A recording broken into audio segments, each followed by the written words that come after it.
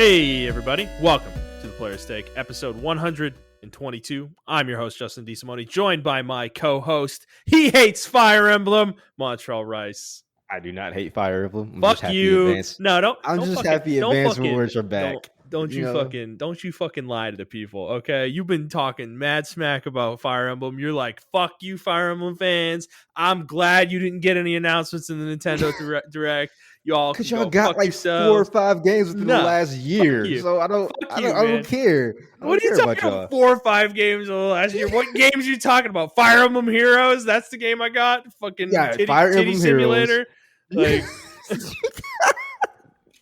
You got a fucking 3 houses, and then I think they just released ago. Come on, and then I think they just released that Fire Emblem collection, or like the remastered Fire Emblem. The 25th anniversary or 30th anniversary, whatever the fuck they did. That shit that they charged like $40 for, and it was similar to the Mario collection, was only available through March. Like, you guys are eating. We're eating table scraps right now. You know, we didn't get our Tellius collection announcement that I was predicting, and I'm upset about it. Not really. Hey, we actually didn't get a Switch announcement either. Yeah, I actually am not that upset about it. Yeah, we didn't get a Switch Pro. I mean, we'll get on it. We'll get into all this. We're spoiling the whole show, Montreal. We've killed the mood, the anticipation. We've sucked it out of the room. No, there's plenty to talk about, guys. Don't worry. We'll get to all this stuff. Nintendo's conference was pretty good too, so we'll get into that. I mean, Montreal, before we get into the show proper, how are you doing, man? You've been texting me a lot this week. There's been a lot of texting happening. You know, me and Montreal, our relationship's getting better. I feel like it's it's improving. Well, it's fucking E3 week. I mean, this is what we talk about all the time. I know, but I mean, you were flurry texting me, man. There's a lot of text going back and forth. I mean, I don't know. This is what we do. This is how me and Montreal communicate when we aren't like talking to each other like this or doing the podcast. Is we will send each other tweets that we saw that piss us off, and then we will send. We'll send like a couple responses, and then we'll send more tweets and just do that back and forth. That's how me and Montreal communicate via text. Much. So, it's good. No, it's good. It's good. It builds a rapport. You know, we're making fun of people privately, and it's and good. And then we talk on the fucking Discord like all the time. So I mean, that's true. That's fair. Yeah, but we're doing that amongst all of our friends. So the one-on-one communication isn't quite there in that situation, but that's true. It's all good. So I mean, how's life, man? You're in the new place. How's everything going there? You're having a grand old time? Yeah, I mean, it's quiet all the time, and I love it. Like, I can do whatever I want to do, and I feel free. Yeah, I feel kind of free. I think I needed this, so I don't have to worry about anybody or take care of anybody, and except for Silas, right? Yeah, pretty much. Yeah, but that's about it. I mean, I don't know. It's been a pretty chill couple of weeks. So, I mean, this is probably like my first week just chilling, and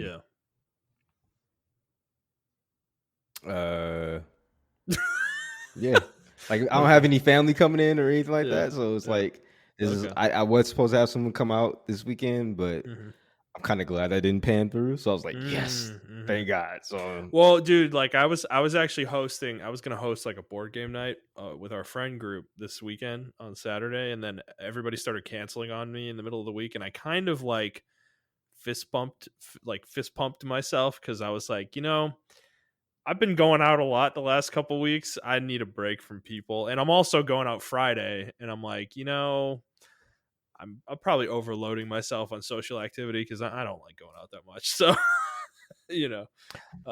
that's kind of how I feel. Like I have 2 social gatherings that I'm invited to this weekend. I have obviously the one with our one of our old coworkers, and then I have another one for Juneteenth that's coming out, or that's coming out like it's a fucking movie. That's happening this weekend that I got invited to, and it's just like. I don't know if I'm gonna have to skip one of them, and I don't know which one we'll skip because I planned on like just chilling at home. But I'm looking forward to that. I'm gonna get some Final Fantasy time in. I'm hopelessly addicted to that game still, so we'll get into that in a second. But yeah, not much going on in my life either. So it's all good. Work's work, and playing video games. Yep. Okay. So for those of you who haven't listened before, this is our weekly show where we talk about video games, video game news, and other topics pertaining to video games. We post at 6 a.m. Central Time on Fridays on Apple Podcasts, Google Podcasts, Spotify, Stitcher, and your favorite podcast app of choice. And if you'd like to send us questions, please do so at theplayerstake01@gmail.com or at the Players Take on Twitter. We didn't get any questions this week, but if you send them in to us, we will read them on the show and we will answer them. We've been doing that for the last few weeks now. So please send us more questions. We really like that segment at the end of the show. It is a nice bookend to the episode. All right, let's get into it, Montrell. Let's start like we always do, except when it's E3 week, with what we've been playing. And I think it's the same for both of us, right? Pretty much. Yeah, pretty much. I just been playing Final Fantasy 14 and League of Legends. I think my only gripe with Final Fantasy, I'm liking the game now again. Like it was all right. The whole thing I didn't like was the Dark Knight. First of all, Dark Knight probably has one of the best stories out of the classes I played so far. The only one that can probably rival it, in my opinion, is probably the Ninja. But even that one is kind of convoluted. Dark Knight is kind of straightforward. Actually deals with events tied to your character right after Heaven's Sword or right after a Realm Reborn. So kind of ties into your character and like how they take everything and everything of that nature. So I like that. Only thing I didn't like about the Dark Knight is once you start that class, you have to go all the way back to level 30. So you have to do old content and you can't do any new content. And now I'm doing new content and I'm kind of burnt out. And I want to follow the story and I'm trying to follow the story, but I'm also just want to catch up with y'all. And so it's like I have to like pick and choose when I skip cutscenes and stuff like that. So I'm like, oh, is this filler or is this actually, this is actually worth it or whatever. So that's my only gripe with the game right now as far as Heaven's Sword. But besides that, I'm liking the game so far. Word. Yeah, I mean, I'm also playing Final Fantasy 14 and enjoying it quite a bit. I'm still playing it pretty much all day for the most part when I'm not, working or doing other things that I need to do. But I'm at, where am I at now? I'm close to the end of Stormblood, I guess. And the story in Stormblood is actually better than I was thinking it was going to be. I do like it. I don't know if I like it as much as Heavensward, but it's still good. It's still very, very good. I will say the primary villain in Stormblood I do like a lot. He's a cool villain so far. I'm looking forward to seeing how that is like resolved. The conflict with him is resolved, but it's just interesting. The world's starting to expand, and we're really learning about more than just Eorzea. Because we're kind of going to different lands now, and they actually showed the entire world map, but the vast majority of that world map is covered in like a fog. When they show it to us, so we don't know what it looks like quite yet. And I'm assuming part of that is going to be revealed in Shadowbringers, and then more of it might be revealed in subsequent expansions like Endwalker and whatever happens after that. I don't know what their plan is long term with this game, but it is clear that they have quite a large amount of content still to go if they want to continue this game for years and years and years.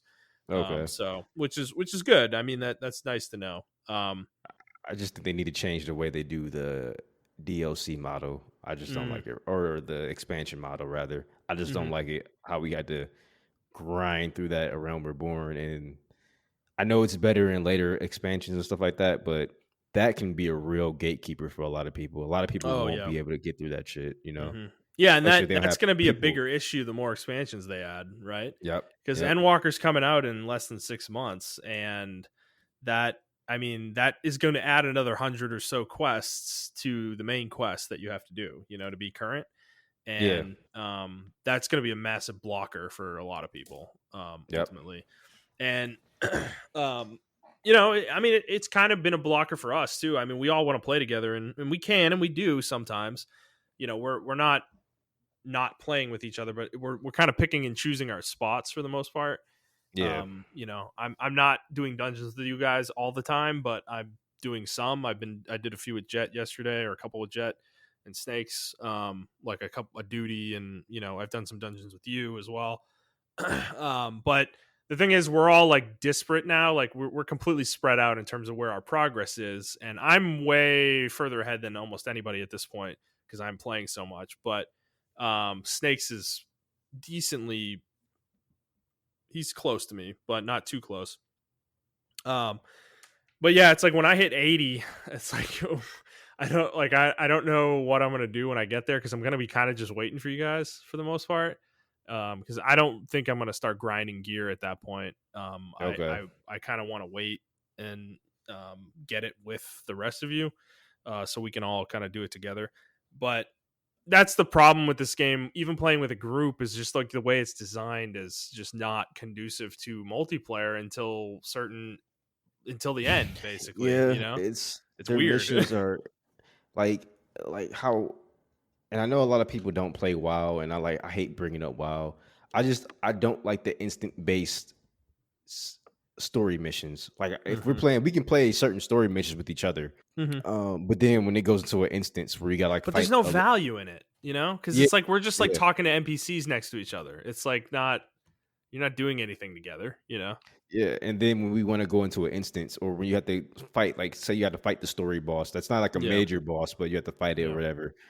You can't take your party in that instance with you. You have to disband everybody and then go in there with it. I think you can't even take your minions in there with you, like right. your I don't actual even think. minions Yeah, that fight.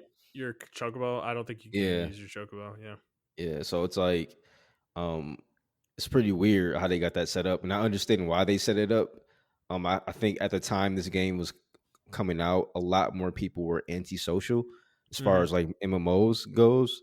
It was around that era when a lot of people were getting tired of the toxicity from WoW and stuff like that. So I understood the design philosophy of why they built it the way they did. But now I feel like a lot of people are just trying to play with groups of people and everything of that nature, Hmm. and it can be a real demotivator playing single player stuff or playing a single player in a multiplayer MMO. Like I Hmm. see other people doing stuff, but I have no incentive to help them do anything at all. Right. Right. You know. Yeah, and I don't know. I don't know how you feel about this, but like if you want to catch up, I mean, you could always just skip all the cutscenes and listen to the story as like on the side or something, because that's kind of what Snakes is doing actually.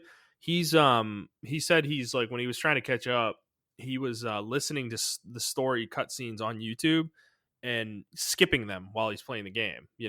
So he would know what's going to happen and then he would just skip cutscenes. That's kind of was his approach, and it was saving him a lot of time actually. Okay. So I don't know. There might be something you want to think about is how you want to approach it. I'm not going to be doing that because I mean I'm the furthest ahead, so I have no real reason to like save myself time like that. But But like it would be um, cool if we all can experience that mhm. together.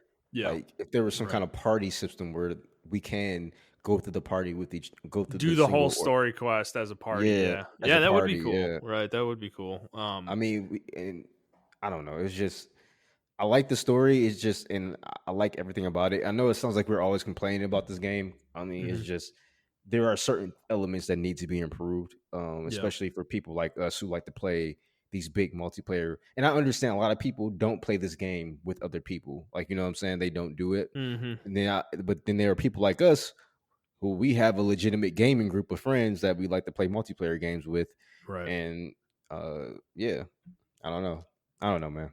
Yeah. I mean, plus, I mean, we're not super negative. I mean, I was kind of glowing about it last week, and I still feel the same way I did last week. I'm still enjoying the hell out of this game. It's just the amount of time it's taking us to get through the story is a lot. It's just it is. It's gonna be. I think it's gonna be 3 weeks this coming Monday that we've been playing, and I've been playing nonstop in that 3 weeks. Like I haven't really played anything else. And I've still only gotten through 2 expansions in that time frame. Which is pretty bonkers when you think about it. So it's just a lot of content. It is, and it's kind of hard to like justify that to somebody that hasn't played the game before. Which is funny to say that because this MMO is so successful.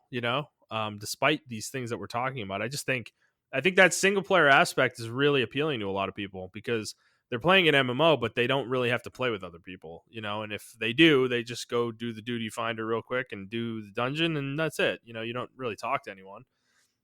So it's just different. It's just not designed for this kind of gameplay necessarily. At least while you're leveling. I think at max level it'll be fine. We'll be having a blast together, but until then, it is what it is. We kind of just gotta grind through it. So we'll have more thoughts though as we keep playing. I'm not dropping this game anytime soon personally. Oh I don't yeah, know, no, Montreal. I like it. I'm still gonna be playing the game. Mhm. I'm just gonna rush past the story and just do another couple. I'm probably gonna get to certain points where I just do an overview and like listen to like Mhm. people tell the stories on YouTube because I have found reliable stuff as far as that. Because I actually do love the story. Oh yeah, Like it's I said, excellent. when I did the Dark Knight story, like I couldn't stop Mhm. talking about that shit because I thought that shit was just so fucking cool. How you know it just dealt with certain elements that I think other MMOs don't really take into account and everything of this nature. Yeah. Because, dude, So like I would say, from the final cutscene of A Realm Reborn up until where I'm at now, the story has been pretty consistently fucking excellent. yeah, I'd say for the most part. The only exception are there are brief moments within the story where the game sends you on fetch quest bullshit, just to kind of waste your time and give you extra quests to do. In the main quest, that happens every so often, but it's really not that much, and they're very quick. You'll be done with it in 10 or 15 minutes at most, generally. So it's not much of a drag at this point. The story overall, like the characters are great. There's just so many great moments happening. The lore in this world is excellently developed. Like it is just so deep, the rabbit hole with all the things happening in the game, but then like kind of the periphery, like lore around that too is really interesting. That they give you a lot of deep dives too. They just take their time telling the story, and it pays off in a lot of ways. So I think it's great, and I'm really enjoying it. So that's kind of why I'm still so addicted to it. Is because from a story perspective, this is like giving me a JRPG story that is just so good. yeah, It yeah, rivals some of the best storytelling out there in JRPGs. So yeah, I mean, for that alone, I'd recommend it to people if they want to take the time for it. But yeah, we'll have more thoughts later as we keep playing. All right, Macho, let's get into the news. E3 finished up this week for the most part, and the only conference that we're really going to talk about is Nintendo. There was nothing that happened at any of the other ones that I really feel like that we feel like discussing per se. But if there is something we don't talk about and you want to hear our thoughts on it, feel free to send a question in. But the fact that we're not talking about it should tell you all you need to know. Nintendo. So we were going into Tuesday. I think there was this air about E3 that it wasn't very good, and that is Nintendo going to save it? And Montreal, Nintendo's Direct happened, and did they save E3?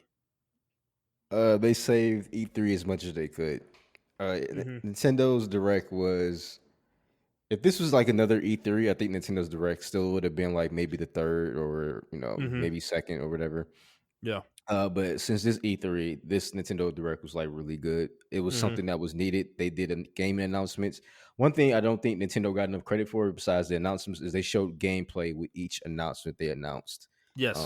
And I appreciated that. Um, so yeah, they saved E3. This is actually, in my opinion, besides Xbox's E3, this is the only E3 that's worth talking about. Yeah, Um, and I for agree other with you.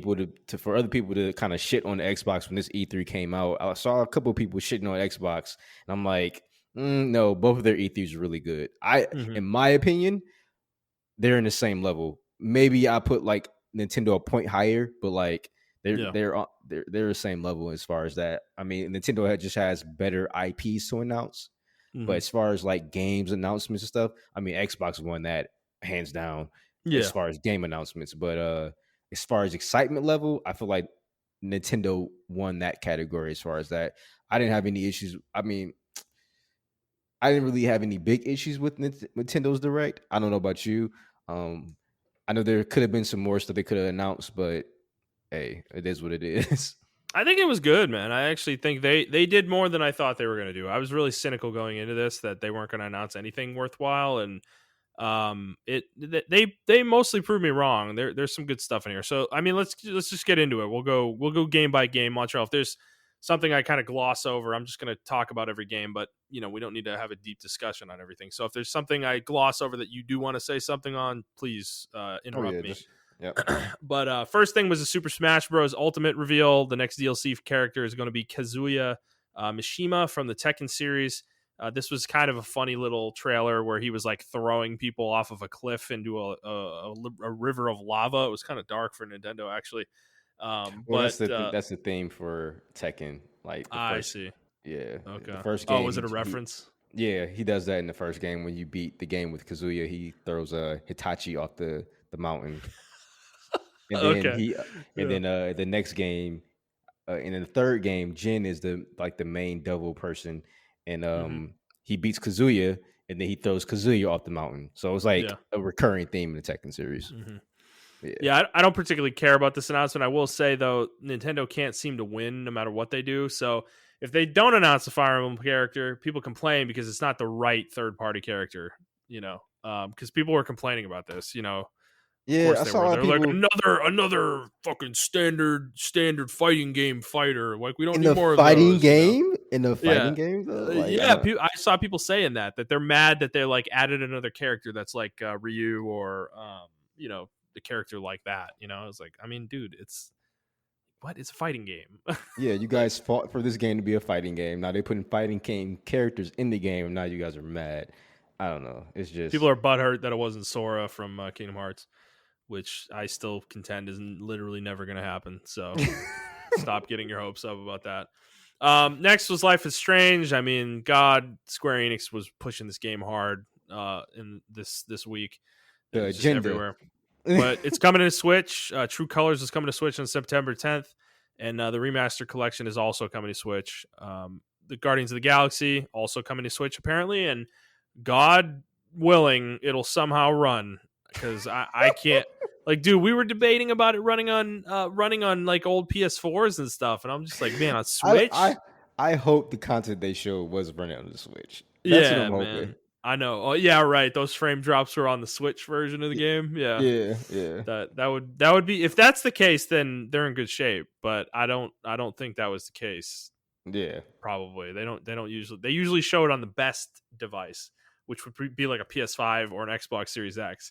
And if it's frame dropping on that, yikes, big yikes. Then they showed Worms Rumble, which made me sad because I love Worms, and now it's just like a action fucking arena. It's like an action shooter with 32. I don't fucking know. It used to be like a turn-based thing, like tanks, Yep. with worms. I missed that gameplay. Astria Ascending. It's a turn-based RPG launching on September 30th. Looked mildly interesting. Then Super Monkey Ball Banana Mania launching on October 5th. This is a remaster of previous Super Monkey Ball games. Is that right? Yep. That's correct. Okay. And what I didn't know, dude, is I thought Monkey Ball was Super Monkey Ball was a lot older than it is. Apparently, it's only like 20 years old though. And I played Super Monkey Ball on the GameCube, and apparently that was the first platform it was ever released on was GameCube, and I didn't Yeah, know that.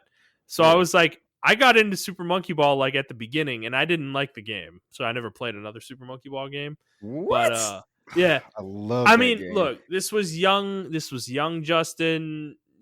Super enthralled in RPGs and like Ah, other okay, things. okay. I playing this now, I might like it. I don't know. I have no idea. But yeah, coming on October 5th, so that's cool. So the next one though, this is the big one. Super Mario Party Superstars Montreal. So this one Yeah, was hyper buddy. confusing. This was hyper confusing though, because it is a collection of past games and boards, is what they said. But then they said it's got 5 classic boards from the N64 era, 100 mini games from the past catalog. All game modes are playable online, which is fucking excellent, by the way. That makes this game actually maybe worth buying. And then you can save progress mid-game, even when you're playing with friends. And it's launching on October 29th. But what I don't know about this is like, how big is it? Is it just 5 boards? Is there more than that? They made it look like it's got more to it than that when they were showing it. So I'm that's not assuming, clear. yeah, I'm assuming that they have their own game boards as well. Hmm. So that was my biggest gripe with Mario, the last Mario Party, was Super the Mario Party or yeah whatever it was. Yeah. that game. The boards are just way too small. Like Yeah. even Well, with there's only like two, 4 of them too, right? yeah, there's only four of them. I think you can unlock like one or two more, but that's about it. Hmm. But yeah, the board's just super small. Um, But this game, though, I think this game with the online mode is going to be super streamable. So Hmm. I plan on actually streaming this game because I We'll think this do would it. be a fun game for us to stream and We then need to for other talk people. about that Yeah, after off mic. yeah. Because this game, especially if they're bringing like N64 stuff back and everything like that, Hmm. like That's man, my shit. we're gonna have a blast with this shit. So Yeah, I but can't. it's like a remake though. They're remaking it in the newest engine as well, Yeah, so I think which that's is really interesting. cool. Yeah. Yeah, so I don't mind the new engine at all. And I'm glad that also they have controller support, like just regular controller support. They Mm-hmm. did mention that, so that's really Yeah. cool. But Yeah. yeah, I am stoked for this. This is probably besides the next announcement. This is probably my second favorite announcement, or third Hmm. actually out of the whole series. I was super hyped about that. Yeah. Me too. I mean, dude, I fucking love Mario Party. Okay, like Yeah, I am a Mario Party like OG. I played that shit so much when I was younger. I played all the ones on N64, all the ones on GameCube, and then the series just went into shit after the Wii came out. yeah, But it seems like now maybe they're actually realizing there might be some potential here if they stop with just the gimmicky bullshit with every yep, game, yep.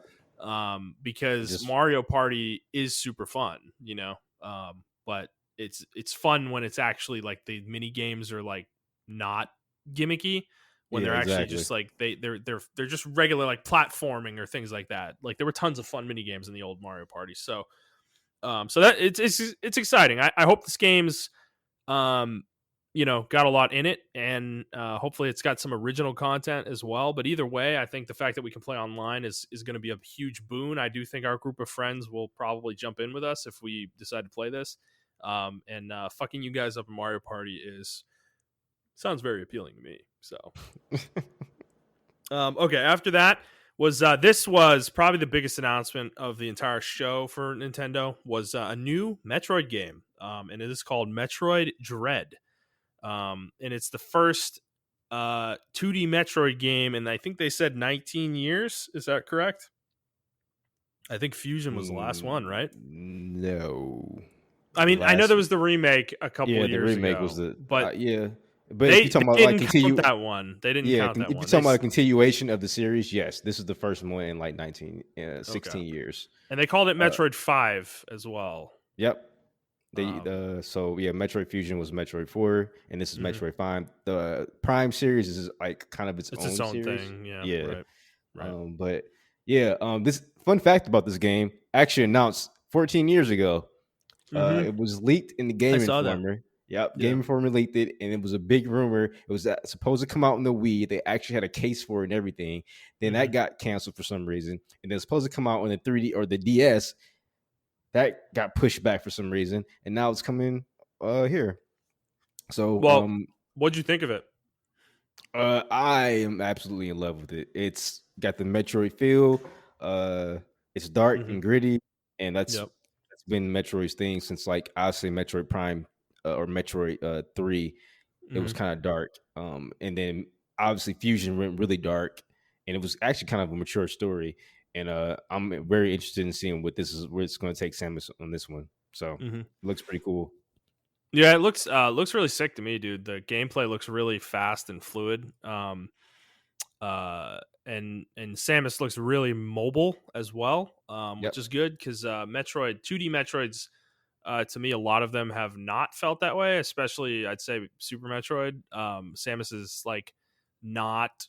She's kind of rigid in her movement patterns, I guess, in that game. And so it looks a little bit more fluid in that regard, and that's good. And I think there's a lot of potential for a game like this. I'm glad to see they're doing it, and I'm looking forward to it. So October 8th is also the release date for this one, and there are going to be amiibos coming out for it as well. One of Samus and one of Emmy, which is the robot that was in the trailer.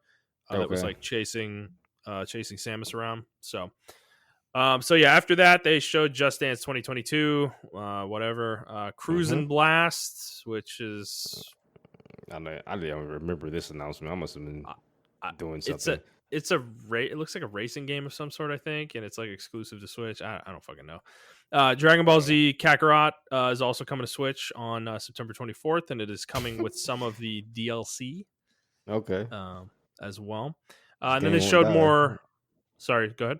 I said this game won't die, but No, okay. it won't die. No. Then Mario Golf Super Rush. They showed some more gameplay of this. It is coming on June 25th, which I mean is like a week from when you hear this. Um, then Monster Hunter Stories 2 got shown Jesus Christ. again. Capcom will not stop shoving this game down our throats. It's coming on July 9th. There's a I free think they demo put a on lot of money June into this game. That's why they're 25th. showing it so much. Yeah, I think they want it to be successful for sure. I mean, obviously the fact they made a second game, but the fact that they're pushing it so much. I mean, dude, they've shown it like in every Monster Hunter update video in the last like 3 months, even though it has nothing to do with Rise, but I mean, it looks pretty good, dude. I'm not gonna lie. It No, actually looks I'm gonna play it. I'm interesting, actually gonna play it because it looks but like you don't have to play the first one. I mean, it is right. associated with the first one, but you can just jump into it. So I'm Mhm. actually gonna buy the game because I've been looking for. We've always been complaining about stuff the Monster Hunter series can do, Yeah. and since I've been complaining about it, I'm gonna play it. And I actually like the turn-based system. It looks really cool, hmm um, and the Yep. monsters you can collect and everything of that nature. So yeah. And then after that, this was actually a surprise too. Was a new WarioWare game. WarioWare Yes. Get It Together. Yeah, I'm definitely getting this game. Two-player Mhm. multiplayer. I don't know. It just looks really cool. I love WarioWare stuff. It's weird, man. I don't get it. I don't get it. I'm like watching this trailer and I'm like, I don't. What's fun about that? Like, I don't get it. I Well, don't it was understand fun it. on the DS. If you played it on the Yeah. DS and like the Game Boy, that shit was just hmm fun to have. So, hmm I won't be paying full price for it though. So that's the thing. Yeah. It is coming on September 10th as well. So that's pretty soon. A lot of the stuff they showed actually has a release date for this year, which is another thing about their conference that was, or the direct that was very impressive as well. They just, I don't know, they've been doing this for a while, so they generally know how to do this better than anybody else. I know they had that direct a couple months ago or a few months ago when they came back for the first time that was like terrible that we were Yeah, complaining about, but this was like a more of a return to form. I felt like for Nintendo. In that regard. And then they showed Shin Megami Tensei 5, which is coming on November 12th. It's going to be an exclusive on Switch. But this game does look kind of interesting. I doubt I'm going to play it, but if you're into I'm gonna. turn-based Yeah, I'm gonna play it. JRPGs, yeah. I never really was a Shin Megami fan because the hmm turn based Me looked either. very like the game just looked very mediocre. I know a lot of people Generic. yeah, there you go, generic. It It's looked weird very because it's not generic, but it just looks like it looks like if you took all the personality out of Persona and just made like a yes, like like that's it's exactly what it looks like. That's exactly what it is. yeah, it's like I don't know. Yeah, you Yeah. summed it up perfectly. I was like, wow, this looks like a less interesting persona. And I know people Yeah. would probably kill me for that, but it I does. know, It looks like they but took the assets that they couldn't have in Persona and then they yeah. made this game. So Mhm. but this one actually looks like they tried. Yeah, no, So it does. It actually really does. So it looks kind of interesting. It's just I wish I had time for all these games, man, because this is a game I've always wanted to try, but like I just can't justify playing it because I know I'm not. I'm gonna get distracted by something else probably.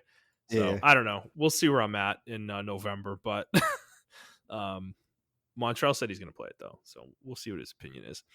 And then after that was the Danganronpa. Oh my god. 3 games from the series are coming back, and the board game from V3 Killing Harmony is going to be a standalone game as well in this collection. It is coming later this year. So Jesus Christ. Guys, yeah, please.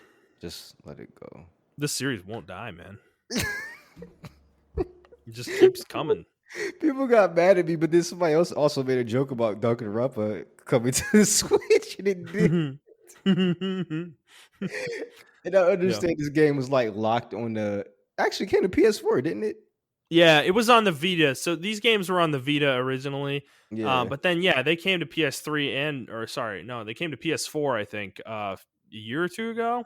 yeah. I I want to think say it was so. a year or two ago. Yeah, Yeah, so they're more largely available now, but I just it feels like there's a Danganronpa announcement like every few months, even though there really isn't. It's just like I feel it like just this game's always being announced. Like, yeah. Every you E3, know. there's a Dunkin' Ropa like it's just there, and you're like, Hmm. oh, great, and all the Hmm. fans are going fucking crazy, like, oh my god, it's back, and it's like, bro, I know y'all got it on every other console. I know y'all do. Right, right. You've all played it already, which is Yeah, funny because I haven't played any of these games, and I absolutely need to. I know I fucking would like them, but I it's watched the anime. The anime is really cool. So yeah. So I don't know. Maybe I'll give it a chance on Switch. Probably not. Um, then Fatal Frame was shown, made into Blackwater. This series is not for me, but a lot of people I saw on Twitter were excited about this shit. Um, I don't know why. Like what about this is so it's just appealing? another scary game with a good story, the good storyline. I guess so. And then Doom Eternal is getting a DLC expansion, which literally launched already. That they were just showing. Tony Hawk's Pro Skater 1 and 2 is coming on June 25th. Rebellion. This was a third-person shooter. I don't remember this game at all. I have literally no memory of this whatsoever. Then Yeah, I they don't. showed Mario Rabbids Spark of Hope again, um, which we saw at Ubisoft's thing, and then Advance Wars Montreal. So an Intelligent Systems IP, Advance Wars 1 and 2 Reboot Camp is coming out, and it is coming on December 3rd, and it is it's reimagined and rebuilt from the ground up is what they said. And it is the first two Advance Wars campaigns coming out on this game. And this was a super huge like surprise announcement in my opinion. Yeah, it was because This was I probably had the most surprising no announcement of the direct. idea. Yeah, I Yeah. had no idea that this was Hmm. coming. So I mean, I liked it. So a lot of people were hype about it, and Yeah. um, a lot of people were complaining that, oh man, Nintendo is the only company that can repackage a game and sell it for $60, and it's like, yeah, you're right about that, but this is not Mario All Stars. This game was completely remade from the ground up. Right. They Like, put effort into this. yeah, That's like obvious. this was a Game Boy Advance game that they made Yeah. 3D models of. They revamped the Right. system and everything of that nature. So I Right. think, and you get Advance Wars 1 and 2. So I Yeah. think it's definitely worth the $60 price tag that they're putting on it.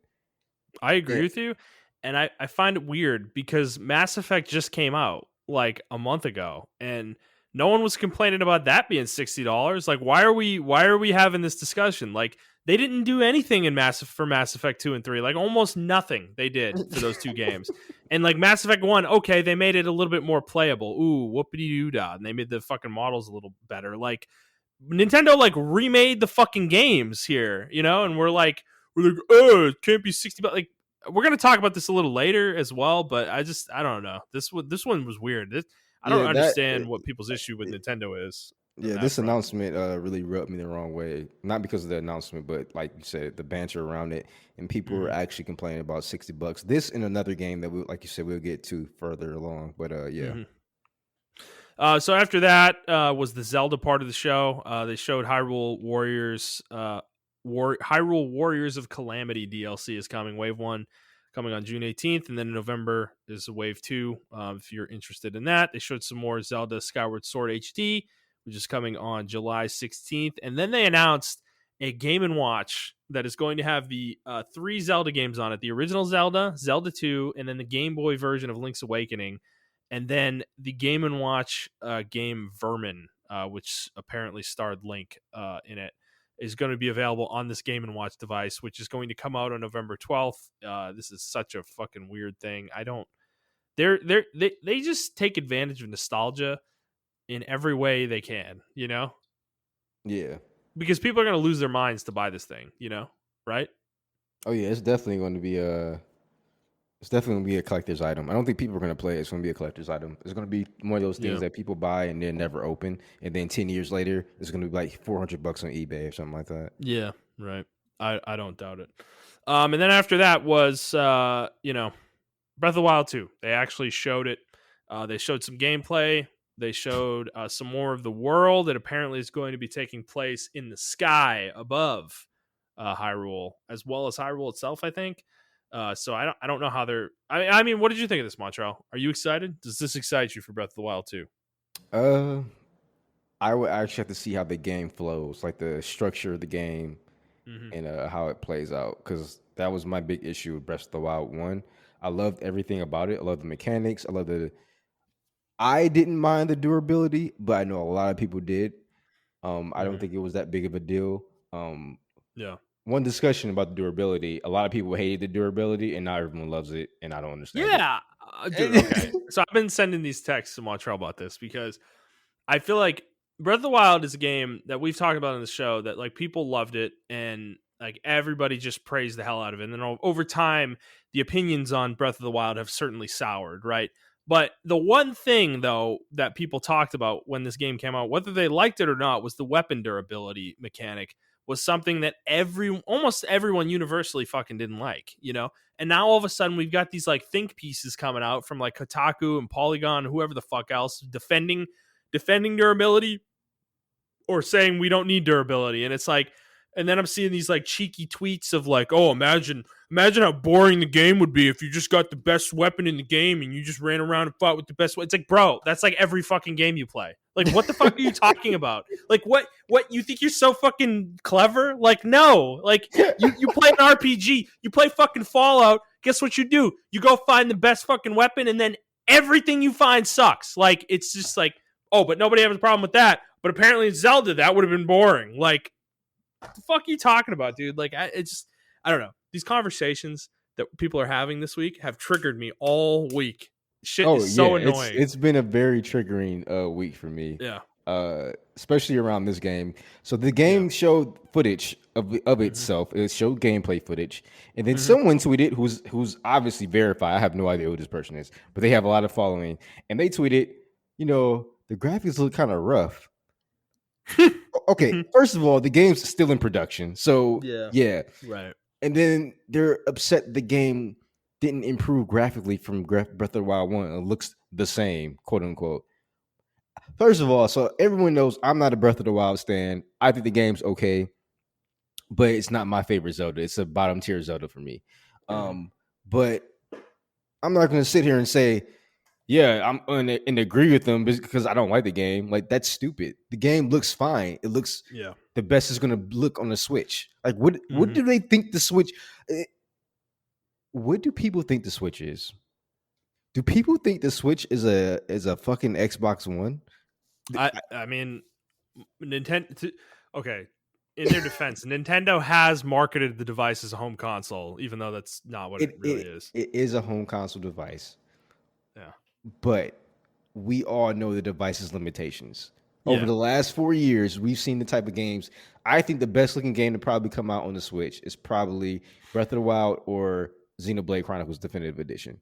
Mm-hmm. Those are Yeah. probably the best two looking games to come out on the Switch. Yeah. So we're not going to get any better than that, folks. And we just got to deal with it. And that's Until the okay. Switch Pro comes. Exactly. And I think that's okay for with the Switch. The games that come out on the Switch, they do what they're Mm-hmm. trying to do. They do it in a stylized way. And, it looks okay. When we have Yeah. realistic games try to come out on the Switch, even though Doom is not realistic, but it has realistic graphics, that's the aesthetic of it, it looks kind of muddy, Yeah. So Or like Witcher. Witcher, that's a good example. Witcher, yeah. Yeah. Right. So I mean, let's just be happy, I guess. I don't know. Well, yeah. It's a weird take. It's a weird fucking take. If Right. this was I like the mean, Switch Pro, I would totally be on board. Like, yeah, the graphics kind of look mhm. the same. But Yeah. this is the standard Switch that we got 4 years ago. So Right. I don't I know. think I understand what they're saying because I mean games on the same engine can improve graphically, between iterations. But I think in this case though, it doesn't necessarily make sense because of the style of graphics that Nintendo went for with this Exactly. with Breath of Yeah. the Wild. It's not This isn't like you're making a realistic looking game and you're going to make realistic looking textures that look better, like more realistic, because that's kind of what happened with Mass Effect 1 to Mass Effect 2, right? Like Yep. Mass Effect 2 looks way better than Mass Effect 1 and it's on the same engine. Exactly. Yep. But that's because they honed their game, and like honed the models and the textures and all that stuff. Nintendo, on the other hand, is like, I mean, what are you going to do to improve the graphics of the art style they chose? It's a cartoony, like, cell shaded style. I don't know how much you can really improve the look of that. So it is a weird take. I think it's a very strange take. It would be like saying, like an anime game, like, or like an anime doesn't look better between like seasons 1 and 2. It's like, I mean, the art style's the art style. It's like, I mean, yeah, sure, the animation can look better, Yeah, the but animation can, but the but style. yeah, the style of the art, it's like kind of, I don't know, it's kind of weird. So I agree with you. I don't think that makes a whole lot of sense. But in terms of the game, I don't really have an opinion on it. Really, I don't either. I didn't see enough. Like they didn't show us enough for me to really be excited or be not excited. Like I'm just kind of like meh, whatever, about it. So I'm sure they'll show more. They did say that they put a 2022 release window on it, and that's what they're trying to hit. But the way they worded it to me kind of makes me feel like this game's not gonna hit 2022. I wouldn't be surprised if it didn't hit 2022. I mean, this is one of their Yeah. games that they want to perfect. So Mm-hmm. it's probably not going to come out to 2023 or maybe even 2024. I don't think it's going to be that long. I think 2023 is the target date, though. Yeah, I think it could be March, like 2023. 6 years. God damn, dude. Oh, Montreal. Oh, that hurts me that I just said that. 2023, 6 years after Breath of the Wild comes out, they could have Breath of the Wild 2 ready. I And mean, it's actually kind of crazy when you think about it, though. Like, why is it taking them so long? maybe they are adding dungeons. I don't know. Yeah, maybe the world's fucking huge, even though Breath of the Wild's world is pretty huge already. Yeah. I don't know. They're adding dungeons, items, whatever. But yeah, that was pretty much it for the Nintendo Direct. So it was good overall, Montreal. Going through it again, I mean, there's a lot of good stuff in here. Advance Wars, Mario Party, Metroid. Yeah, and There's a thank lot of God good because announcements. I've never been so mad at E3 where I made a voice tweet. I don't voice tweet at all, and I made a voice tweet just going off after that Capcom announcement Made or the two of Cap. them actually. Two of them. Yeah, after the Capcom fucking announcement, I couldn't take it anymore. Mm-hmm. It was just that was really bad, and I feel like a lot of even Bandai did that, which is why we're not talking about them. Mm-hmm. I feel like a lot of people. If I was the runner of E3 or the head person of E3, I would be severely mad right now because everyone treated this like a regular ass stream. Like everyone was just like, "Hey, we're gonna announce shit we already announced before." Hey, and it's like, no, bro, this is fucking E3. Like, don't go to an auto show and announce your fucking Mustang 2020. Like, announce a Mustang 2022 or something like that. And Mm-hmm. this is what they did at E3. I just feel like the companies didn't take it seriously enough, and they Yeah. deserve the criticisms that they got coming to them. Mm-hmm. Yeah. I largely agree. I mean, I don't think it was. I think Xbox and Nintendo's were good enough to kind of carry it, which is usually the case. I think the big three have always been the main draw of E3 and what they announce. Those side conferences that started popping up several years ago, never really held. They're really hit or miss, I guess, is what I'd say. Like when Bethesda was doing their own, the only good one they ever had was the first one they did in 2015. Everyone after that was like a complete waste of everybody's time. Yeah, I And agree. Square Enix over the years has been completely hit or miss, where like they'll show 2 years ago, they showed Final Fantasy VII Remake for the first time, like the actual gameplay, and that was a great conference for them. But then like this year's was terrible, for the most part. So they're really hit or miss depending on the year too. So I don't know. We'll see. Hopefully next year's a little bit better, but I think it was still worthwhile to have. But all right, let's move on to our next story. Halo Infinite. Microsoft in 343 did a stream after their big Xbox Bethesda stream on Monday, they showed the multiplayer for Halo Infinite and the free multiplayer. So it is going to be completely separate from the Halo Infinite game campaign. You're not going to have to purchase it. You're going to be able to play it on its own. It is going to be on Xbox One, Xbox Series XS, and PC. And there was some cool things they showed about it. So it's going to have a season pass. But what they said is these season passes or sorry, battle passes rather. These battle passes are not going to expire, and you're going to be able to purchase multiple battle passes at once and work on the battle pass that you want at any given time. So you're going to be able to switch your focus on which one you want to get progress towards and gain the rewards on that one by playing. Now, they also showed a lot of other things. This applies to the battle pass, of course, is that there's going to be armor that is like customizations to your character's look and things like that, cosmetics. You are going to be able to earn these in the game, some of these in the game without having to purchase anything, which was, I think, a big, that's a good thing in this day and age. A lot of these games lock their cosmetics behind purchases for the most part. Like they give away very few cosmetics, but we'll kind of see what they do with that, I guess. Weapons they went over. They're bringing back a lot of the old classics like the assault rifle, battle rifle, gravity hammer, the needler, plasma pistol, and then even sticky plasma grenades, which I guess hasn't been in Halo for a couple entries. No, it's been there. I don't know why they said that. That's pretty weird. A lot of the guns you just Okay. mentioned are still in Really? Halo right now. They're Yeah, still in Halo. Okay. yeah. Well, then I don't know. This article I'm reading, this is from The Verge. You They mentioned just all these things. like I said, people never. Oh, they said classic Halo weapons. I didn't read it Yeah, all the way. okay. So this isn't special. But they said dual wielding won't be in the game, but they might do it at some point in the future, which would be pretty sick. I don't think that's been in Halo for a while, right? Can you dual wield in Halo? No, you can't dual wield in Halo. The last game to dual wield was Halo 3, I believe. Okay. They took it Yeah, out in which that 4. Yeah. that was always a cool thing. And then they showed vehicles as well. I think they showed a new Banshee, new design for the Banshee, which looked pretty cool. Yeah, that looked pretty cool. And then they announced this was probably the biggest thing was that there's going to be an academy and training ground in the game for new players or returning players who just want to warm up, I or something along those lines. I Yeah, really love this because me too. there was it was up to the community, and on Halo 5 someone actually dealt with the Forge. They built something like this, but they didn't have Mm-hmm. AI in there, so they just had moving targets and stuff like that. Mm-hmm. But it was on the Forge, and if you're new, you're not going to try to go out and seek it on the Forge, on the community Forge thing or whatever. So I actually love this because, like you said, this can actually get a lot of people back into Halo. So this can get Yep. people newer players into Halo and everything. Like there's no excuse to not want to get on the game anymore. Yep. Because I actually love Halo. I thought Halo 5 was actually a really good game for me as far Yeah. as multiplayer, not single player. That shit was trash. Multiplayer wise, I feel like Halo 5 was really good. The 4v4 they had built was like really, really good, really solid.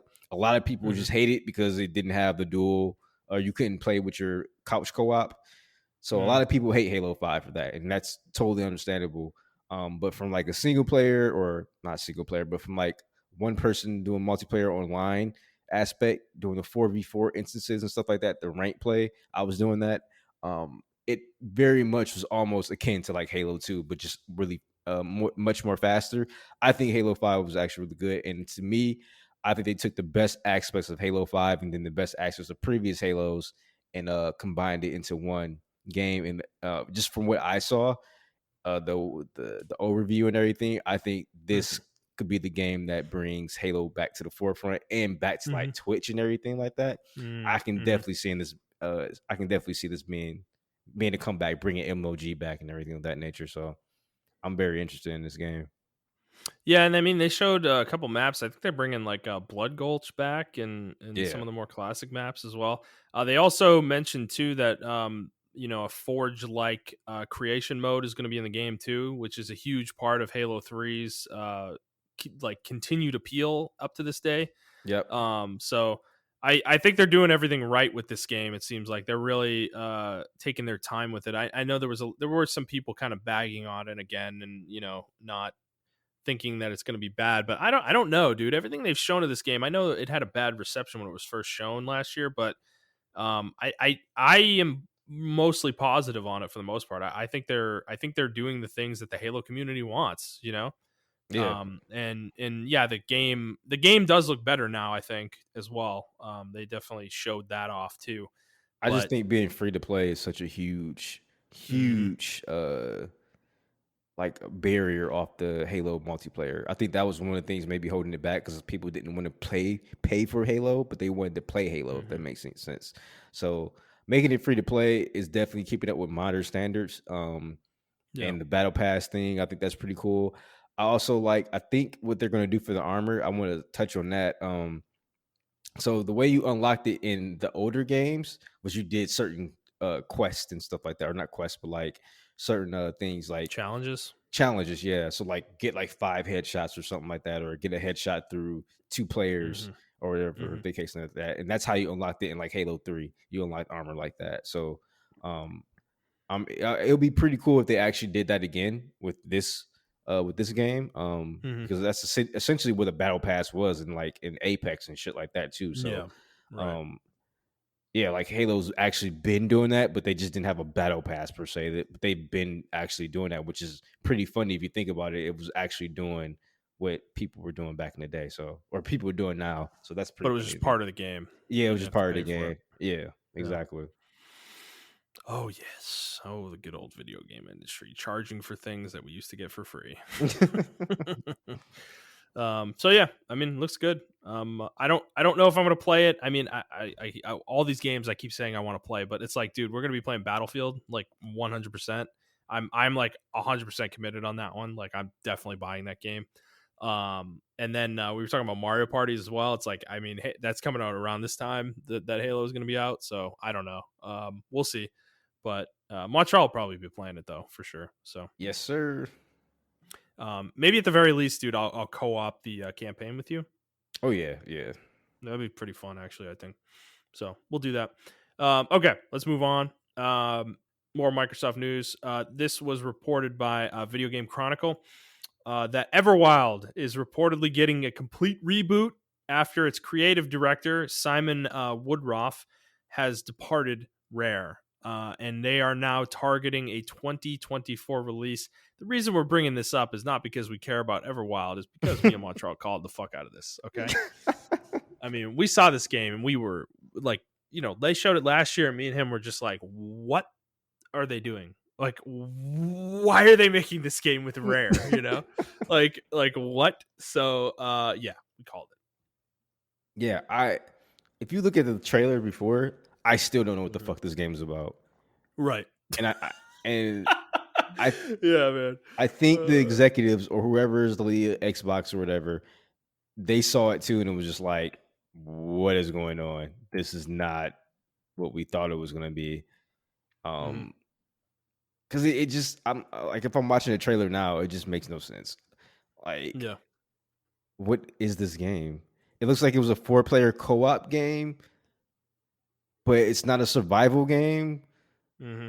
But it is a survival game. Yeah. I don't know. So, and then you're reviving animals and shit. Like, I don't fucking. What is this game? What is this game? It Dude, I'm looks. telling you, I couldn't tell you. I literally couldn't tell you It what that looks like game a was about. Pixar movie. Yeah. Like, it looks like it wants to be a Pixar movie. And if this was a movie, I would definitely go fucking see it. But this is a video game. Yeah. So what is it?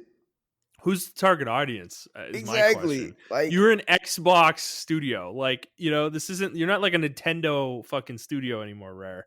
It's like, I don't know. So, yeah, it's probably good it's being rebooted. What it turns into, I guess we'll find out. But, but look at the comments of this game already. Oh, I think this game yeah. had a lot of heart. It doesn't look like it was combat focused. It looks like it was game story, more story focused, and for the love of the world. Shut up. We don't even know what's going on. Oh my god, internet people just Yeah. irritate me. All right, anyway, Hey, let's go. man. Hey, dude. We get hyped about nothing. Okay. Like, literally, they show like a boot. from like Master Chief, and we lose our fucking minds. It's like, oh my god, Halo Infinite, it's gonna be the best And game then, ever. That and boot there's like looks so good. there's like a YouTube video, like a 20-minute YouTube video analysis on a boot. Like, Yeah, right, exactly. Like, what does the boot mean? What is the symbol on the boot? Oh so my god, that sun that's shining on the boot is in this specific galaxy.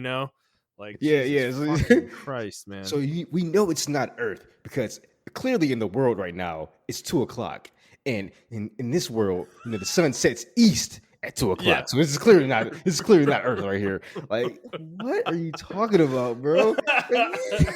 Yeah, man, that's what we do. It's just like, no, we can't just like see trailer and be like, oh, cool, that looks cool. I'm looking forward to seeing it. No, it's like, oh my fucking god, what the fuck, dude? It's like it's got to be like everything's got to be mind blowing. It's like no, Starfield is not. There's nothing to be hyped about. Okay, Nothing. We don't even know what the game is. Absolutely nothing to be hyped about. Just gonna say that again. Okay, I ranted about it last week, but I'm just gonna keep beating that drum until we see gameplay. Okay, let's move on, Montrell. Cyberpunk 2077, our favorite video game. It's coming back to PSN, man. After 6 months of being off the store, it is going to be coming back on June 21st, which will be Monday, the Monday after you hear the show, actually.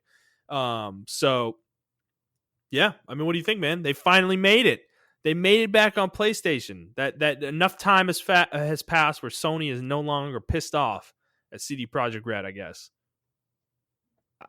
All right, I'm sticking by my vow. I'm not talking about this game. Okay, fair enough. Let's move on. That's fine with me. I don't care. I mean, for all you who needed to know, it's coming to PSN on June 21st. If you want to download it on there, go for it.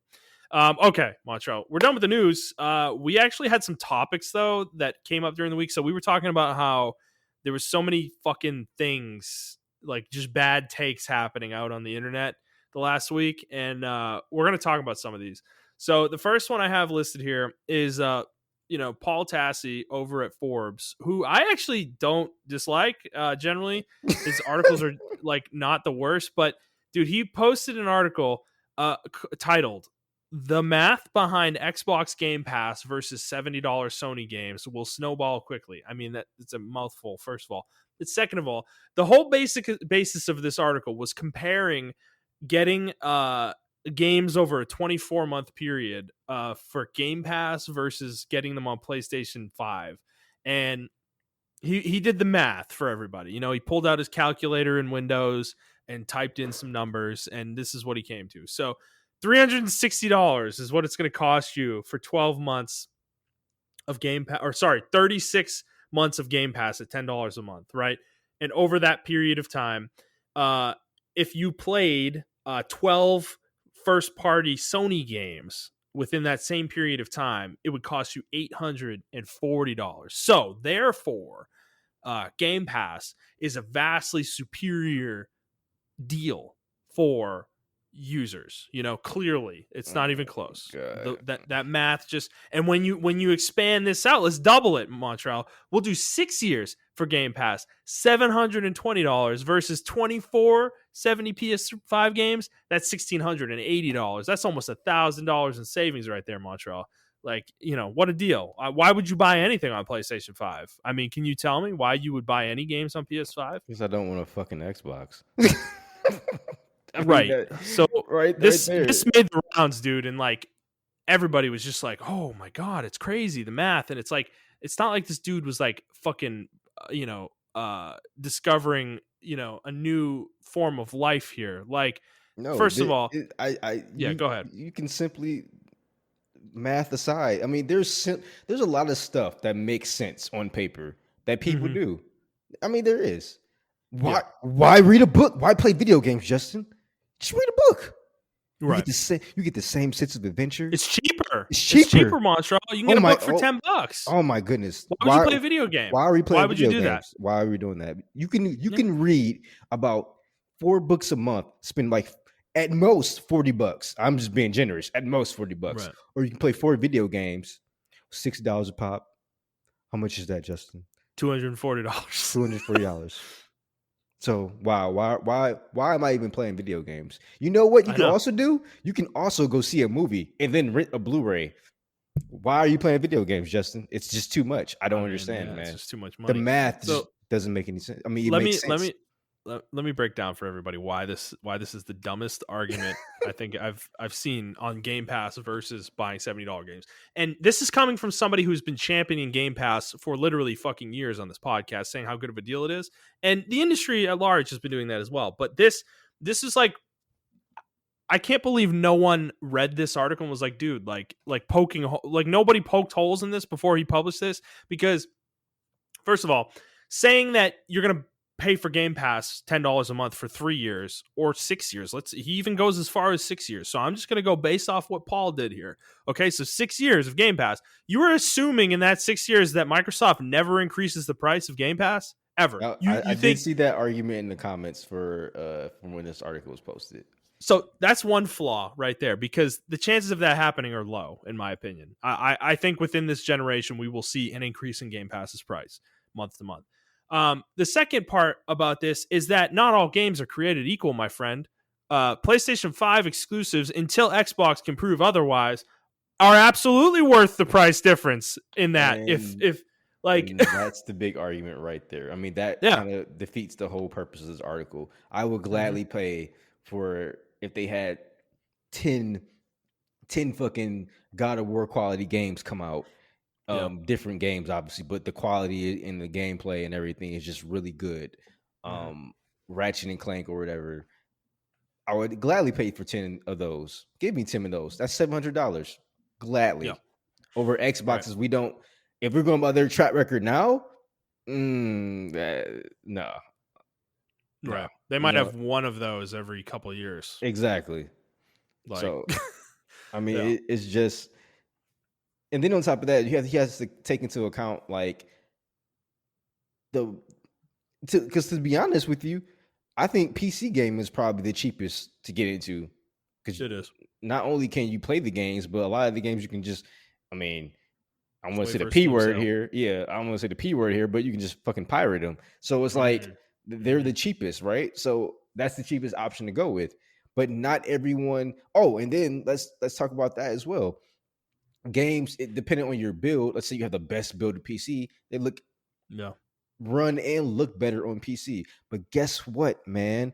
I don't want to play on fucking PC every fucking game. We talk about that Yep. all the time on the podcast. And it's the same thing with Xbox Game Pass and PlayStation people. Some people just don't want a fucking Xbox, and that's okay. You can Yeah. show them the math, you can show them all this stuff. They just don't want an Xbox. And I can't get mad at that. All right, they don't want an Xbox. They don't want to play on Xbox. I personally don't like playing first person shooters on PlayStation. I hate the controller. Yeah. I don't hate the new controller. The new controller is really good, but Mm-hmm. before I prefer playing my first person shooters on Xbox simply because of the controller. Right. Well, and also he mentions here too that the increasing price of PS5 games from $60 to $70 is another factor here. But I mean, I guess in the conceit of this article, this doesn't necessarily matter. But like Xbox is going to do the same thing once their games start becoming exclusive to Xbox Series X and S. But I guess in the context of this, we're talking about Game Pass, so it's not really relevant necessarily there. But even given that, it's, I mean, dude, there's other reasons to own a PlayStation too. Like, I mean, they have tons of exclusives that aren't first party that Microsoft has no answer to. Tons of Japanese RPGs, like all the Final Fantasy games at this point, basically Persona. Like the list is very large of those games. So I think his argument here is poor, because what he was trying to argue is that Sony's going to be in trouble if they don't do something about this. And to me, like, I don't think this alone is something for Sony to be like for Jim Ryan to be fucking like waking up in a cold sweat at night thinking about, like, oh God, Game Pass is such a good deal. Oh, what are we gonna do? It's like, no, dude. Like, from their perspective, they have the better games. They have more exclusives. Their exclusives are better than Xbox's exclusives. So Yep. like, why would they bother? They're making more money than Xbox. Like they're continue they will win. If they win, they will win harder than Xbox will win if Yeah. Xbox I wins, mean, you know? this is the reason Xbox had to come up with this system, is because Exactly. they needed an answer to the lack of Mm-hmm. games that they did have on their Mm-hmm. console, or first party games, rather, quality first party games on their Yep. console. So, Yep. I mean, from a math standpoint, yes, it makes total perfect sense. But there are so many other factors There's just besides real math. world reasons it doesn't make Exactly. sense, Yeah, you know? exactly. Like, yeah, I mean, preference being one of them, where your friends are being another, the games themselves, like the actual exclusives on each console. And yeah, I mean, I think the other thing is, let's not forget that Game Pass. I know he's talking about exclusives here, but like Game Pass has other games that aren't exclusive, but it loses games every month, Yep. in there as well. And yes, it's a great deal, but that in and of itself makes the service volatile for some people. Yeah, So and what if you want to go back and play a game? You have to go back and buy it or whatever. Or what if it's a long running game, mhm, continuous game like Outriders, like, and they drop Outriders off the Game Pass? You have to actually go buy Outriders. yeah. So Right, and there's even a quote in here, something I want to quote here. Quote, I'm not denying that Sony's games aren't worth paying for individually, but when Xbox starts building a must-have roster of exclusives as well, are PS5 games worth more than double what you're paying when you get everything with Game Pass? but I And see. my answer to that is, dude, like you're assuming that Xbox is going to build a must-have roster of I was just about exclusives. to say that. That's a huge assumption. Yeah, Huge. right. They So still got to prove that. yep. Sorry, as much as I believe in them right now, they still have to prove that. So, I don't know. I like. I think arguing the value of Game Pass at this point is silly, anyways, because it's obvious. Like, it's just inherent. Like anybody denying that $10 a month for what you get with Game Pass isn't a good deal is just like an idiot. Like, I don't know what to say. Like, it it's a great deal, but it doesn't mean that PlayStation's ecosystem isn't worth the money. What they're doing over there. So that was one. That was one topic we want to talk about. Okay. The second one is, we kind of talked about this a little bit earlier, but price complaints about Nintendo games. This has come up again after Nintendo's Direct, and it was focused on two games specifically. It was Metroid Dread and then the Advance Wars 1 and 2. And we already talked about Advance Wars a little bit, but Montreal, talk about the Metroid Dread complaints that you were seeing out there. So the complaints I saw out there that this was an indie Metroid game, Mm-hmm. and it's like, what? This is a fully fledged game, and I think Yeah. people are still stuck in the mindset that this is going to be. Metroid games are traditionally like maybe 8 to 15 hours long, Yeah. give or take. And they were on handhelds, except for like Super Metroid. Right. Obviously, was on the Super NES and stuff like that. But they're Right. traditionally on handhelds. So I guess in that aspect, you were probably paying at the time of the games being popular $39.99 to $49.99 for these games. Mm-hmm. But this is on the Switch, and this is a full game. And if it's $60, it's $60. I don't. Right. I guess I can, like, talking about it now. I guess I can understand why people were saying that, because you never really paid $60 for a Metroid game until Metroid Prime came out. Yeah, but with inflation though, like those game prices are like higher than they are now, you Yeah, know, exactly. um, So, relatively speaking. and I So, think the quality of the game kind of speaks for itself. I already know, and granted, I haven't played the game, but I know mhm, traditionally, even the remakes that was made by the third party company, that game was a quality Metroid game. So it was yeah. worth like the 30 or $40 when it came out, when it launched. Hmm. So I just think that is a weird take to have when you're saying like, oh, why are we spending $60 for a Metroid game? And it's like, I don't know, bro. Do you want a Metroid game or not? And then, like, that shouldn't be I the know, only right? reason. That shouldn't be the only Yeah. reason you should buy the game. But the Yeah. fact that the game is a quality game, it looks like a quality game. It doesn't look like it's in 2D art or anything like that. It's a fully 3D rendered game running on a Hmm. 2.5D background. But yeah, but it's like a fully 3D game. So I don't understand what else you want from Metroid. I don't. Yeah. I mean, like people calling this an indie, like it looks like an indie game. Like, what are you talking about, dude? Like, like just because it's a 2D platformer, it's not worth $60? Like, what the fuck is that? Like when did that become an opinion we all have? Like, what? Like fucking the game is the game. Like if it's a quality video game and it's super fun, it's like it could be worth whatever the fuck it costs. Like it could be worth $100. You know, it doesn't matter what it is.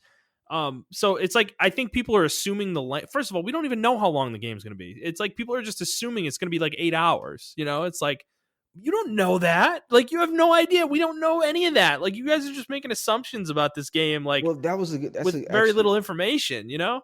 That's actually a good point that you bring up because Ratchet and Clank recently just came out. Mm-hmm. The game is 10 to 15 hours, and people were complaining that the game should not be worth. It's not worth $70. Yeah. And I'm like, have you seen the game? Have you played I the know. game? Right. Like, Yeah.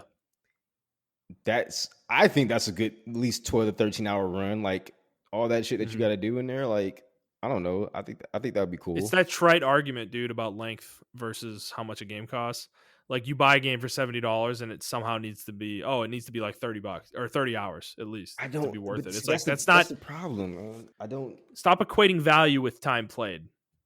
Yeah, I don't need a game. Like that was the problem with Assassin's Creed. Like it's just too fucking big. Yeah. You know? So it's like I can give you games that have thousands of hours of gameplay. Like you want to go play like White Knight Chronicles? That's like a 1,000-hour game that costs $60. Like is that the most valuable game in reality? No. Final Fantasy 14 is probably thousands of hours to play it through it all the way and like do everything in it. Is that worth more than any other game? Like is the value of that game higher than any other video game ever made? No. Like that doesn't make any sense. Well, Final Fantasy 7 remake, right? You only get 25 hours off of it. Right. Maybe that.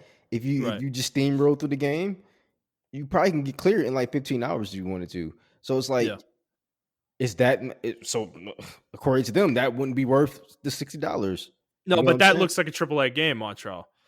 You know, you gotta get with their logic, right? It can't look like an indie game, it has to be a certain length. But they said that okay, the length thing I guess is with Ratchet and Clank ripped apart. Like they're like, it's I can't believe this is game $70. Like, are you serious, man? Like that's a quality. I didn't even play it yet, and I know it's a quality fucking game because Ratchet and Clank games are traditionally really good fucking games. So it's like, I don't know. It's a weird argument. It's a weird take. Especially that Metroid one was like a super weird take for me. When I saw that, I just couldn't believe that people were actually complaining about the price being $60. Yeah, I find that weird. Also, next to Mass Effect coming out last month, like what do you like? Where are you guys pulling these opinions out from? Like, I don't understand where you're getting it from. Like, which influencer are you listening to? I didn't see anyone that said that about Mass Effect. You're right. No one said like no one complained about the price of Mass Effect, and I'm not saying you should. I mean, it's worth $60 in my opinion, but the fact that we're doing this now when we didn't do that with that series of game, like those games, I find that really strange to me because like what is it about Mass Effect that's somehow worth $60, but then Advance Wars 1 and 2, which literally are being remade in a completely new engine, like, you know, that's not worth $60, and then Metroid, which is a new video game, like a new game, it's not a remake of anything, and that's somehow not worth $60. Like, what are we talking about here? I don't like. I don't understand. And people were clamoring for, and I mean, they shouldn't, and this shouldn't be the be all for pricing, but people were just clamoring for a Metroid game. We finally got one that no one knew about. This game, I'm actually surprised that this game did not leak. I'm super surprised the game didn't leak. No one knew about this game. Completely blown out of water. And y'all already complained about the price. I can't with y'all. Yeah. I think it's some combination of things about length, people equating value with length of game. And then also, I think it's this thing with Nintendo I've noticed. It's a trend with Nintendo where a lot of people seem to think Nintendo games aren't worth their price. But I think that has a lot to do with the fact that they don't fall in price very often. Like Breath of the Wild still costs $60, you know, and rarely goes on sale. But even if I don't like the game, Justin, that game is a quality fucking game. It's a quality game. Right. And if Nintendo wants to maintain their prices, that's up to them, dude. They don't have to play this game that Sony and Microsoft do with their games where they fall in price in 2 months and they're worth $20. Like, why does Nintendo have to do that in their ecosystem? They fucking don't. Like, And to be frank with you, like their games, often a lot of the games that they charge $60 for, they're worth $60. Even if I don't like them, Mario Odyssey, I don't like that game, but dude, that's a quality ass video game. Like Yeah. I don't think it's the best game I've ever played, but dude, I'm not gonna sit here and say it's shit and not worth $60. The It's not worth $60 to me, but Exactly. But the only game I will give people the benefit of the doubt on is maybe Mario All Stars. I don't think that collection is worth 60 yeah, bucks. true. But But they besides did that, nothing with it. yeah, they didn't. All they did was port games over. That Right. was it. Yeah. And Right. but like for Xenoblade Definitive Edition, like that game looks like a fucking brand new game. That It didn't look does. like Right. if you guys play Xenoblade on the 3DS and the Wii, oh my god. Oh, it looks so bad. Oh, it looks so bad. Oh, don't go look at it, everybody. No, look at the new one. Okay, Yeah, look at the Xenoblade new Chronicles one. was always beautiful. It was always beautiful. It was always beautiful. But like that's a quality ass definitive edition. And then for people saying like, oh, Advance Wars, I know we already brought it up, but I have to specify Advance Wars was 2D on the Yep. fucking Game Boy Game Boy. Advance. Game Boy Advance. Yeah. Right. So they had to actually make everything. Only thing they probably didn't have to do is the audio. That's it. But I Yep. think the audio has voice acting. So yeah, they had to do audio too because No, they probably had to do audio. Yeah, because think about how compressed that was back in the day. exactly. Game Boy Advance cartridge. Yeah. And I remember there wasn't really any fucking voice acting on the game. So it's like Yeah. they literally remade. This is a remake, and I was actually getting upset that people were calling it remasters. Like this is not a remaster. This is a complete remake. Like Oh my of the god. game. Yeah. So Oh, I think that's another discussion for another day. yeah. We No. need to have a serious Yeah. conversation between remake and remaster because I'm tired of Right. people interchanging it, and it's irritating the fuck out of me. Because people are calling Resident Evil 2 a remaster. It's a fucking remake. Like it's A remake. yeah. Like, what's your definition if you're in your head if you're calling Resident Evil 2 remake a remaster? Like, what do you think a remaster is? Like I don't know. Whatever. That's what we're here for, Montreal. We're here to educate the people. A remaster is Mass Effect Collection, like Yes, Legendary Edition. that's a a remaster. genuine remaster. Yes. A remake is when you take a game and you put it in a different engine and you build it from the ground up in that engine Yep. and like change things about it. That's a remake, like Advance Wars 1 and 2. Even Xenoblade Chronicles Definitive Edition, they didn't change everything about that game, but the graphics of it are in a completely new engine, so that is that's a remake. I wouldn't call that a remaster. A remaster is you're taking an existing game and touching it up a little bit and re-releasing it. That's what you're doing. Yeah. Like you're not doing anything more than that. That's what a remaster is. I would go a step further and say they probably remade Xenoblade Chronicles 1 and the Xenoblade Chronicles 2 engine. I think that's what they did. Yeah, I think that's what they did. Yeah. So yeah, I and mean, that's not an insignificant amount of work, guys. Like, don't pretend that that's something that like two people can do in a closet. Like, yeah, that takes effort. the Pokemon games, even though we Yeah. fucking I don't, we bash on Pokemon all the time. Those are remakes. Like Heart Gold and Soul Silver are fucking remakes. Those are not HD fucking remasters.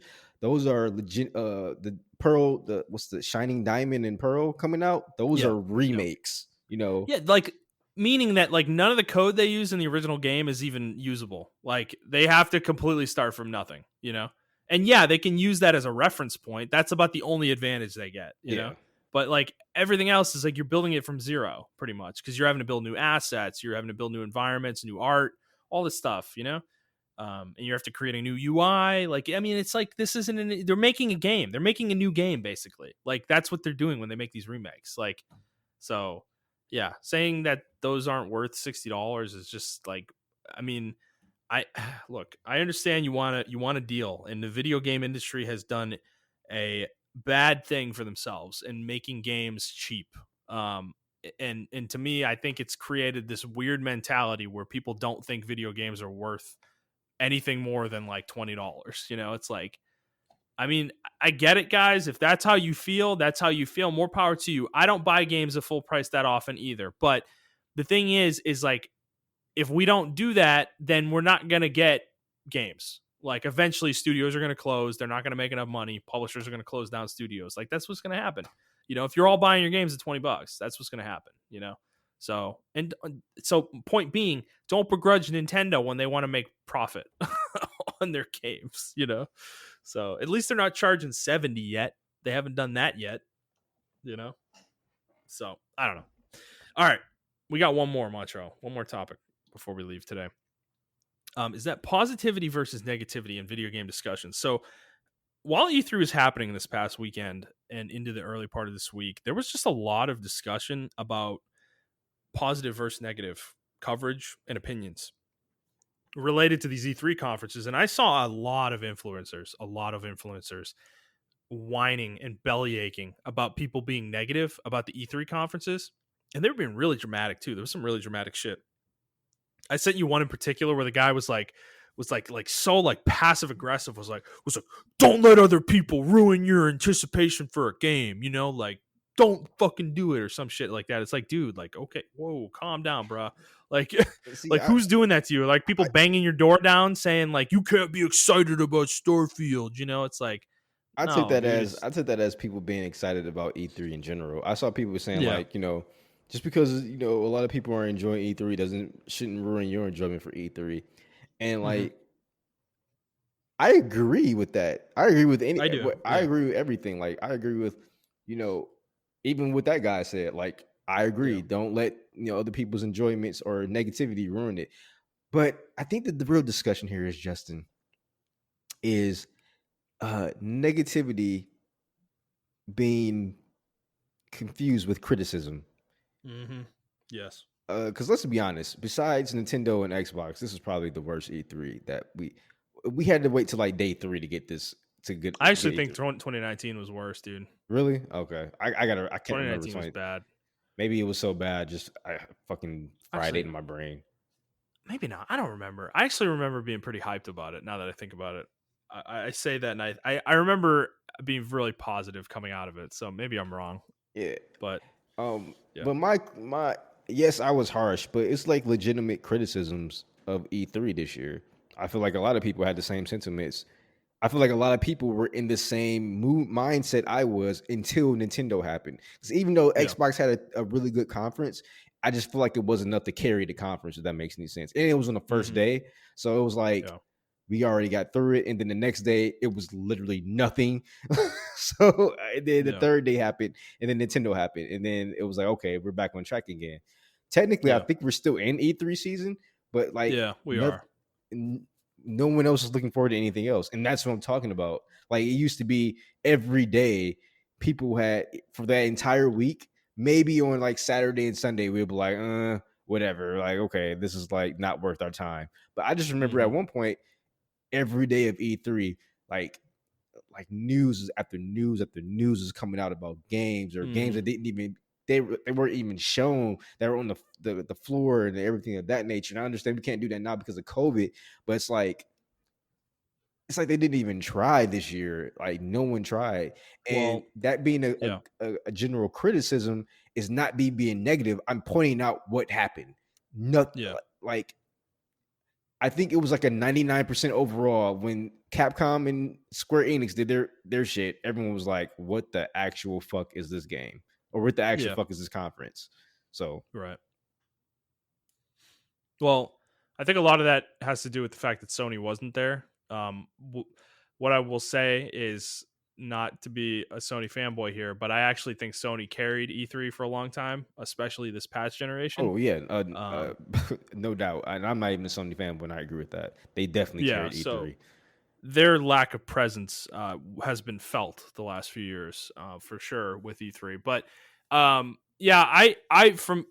for me, I think a lot of the issue I've been having with this conversation is that I think a lot of the people on the positive side of the discussion have been really like kind of lambasting people who are negative or quote negative, what you're saying about criticism. Like people who are being critical are kind of being like attacked for being critical. It's like, oh, why aren't you more positive? It's like, oh, you're ruining it for me. It's like, no, dude, I'm not. Like me last week probably would be considered like hyper negative, right? I was like screaming about Starfield or whatever the fuck.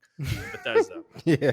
I'm sure that would be taken out of context and, posted all over the internet if we were popular. But, the thing is that I'm like, it's criticism though. You know, it's like I'm trying to bring up this thing like, dude, hype culture in video games is bad. Okay, it's a bad thing. We as people who are influencers influence and add to hype culture. Okay, and like Cyberpunk 2077 isn't that old, okay? It's like 6 months ago that happened. And all these guys who are like, "Oh, why aren't you more positive at E3?" It's like, you should have learned your lesson, bro, is kind of where I'm coming from at it. It's like, you guys are being irresponsible by hyping these games up. Like, when you look at Starfield and you see no gameplay, nothing to indicate what this game is, what are you getting hyped over? And then you're getting all these other people hyped, and you're gonna sit here and this is what they're gonna do, right? They're gonna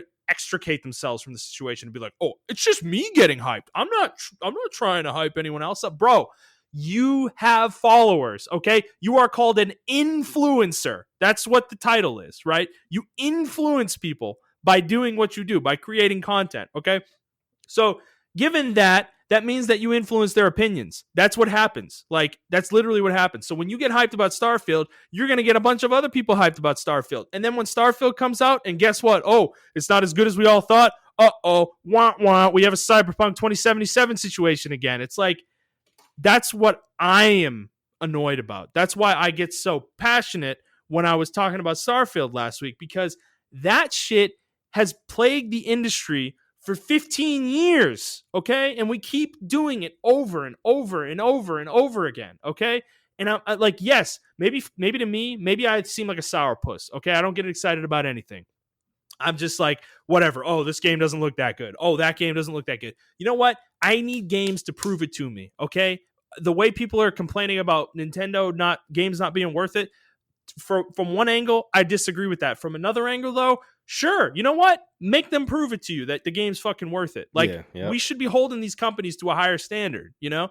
Show us more. Show us more gameplay. You can't show a boot and expect me to get excited about the boot, okay? That's what we do, though. We get excited about the boot because that's the cycle. That's the fucking cycle of the media in this industry.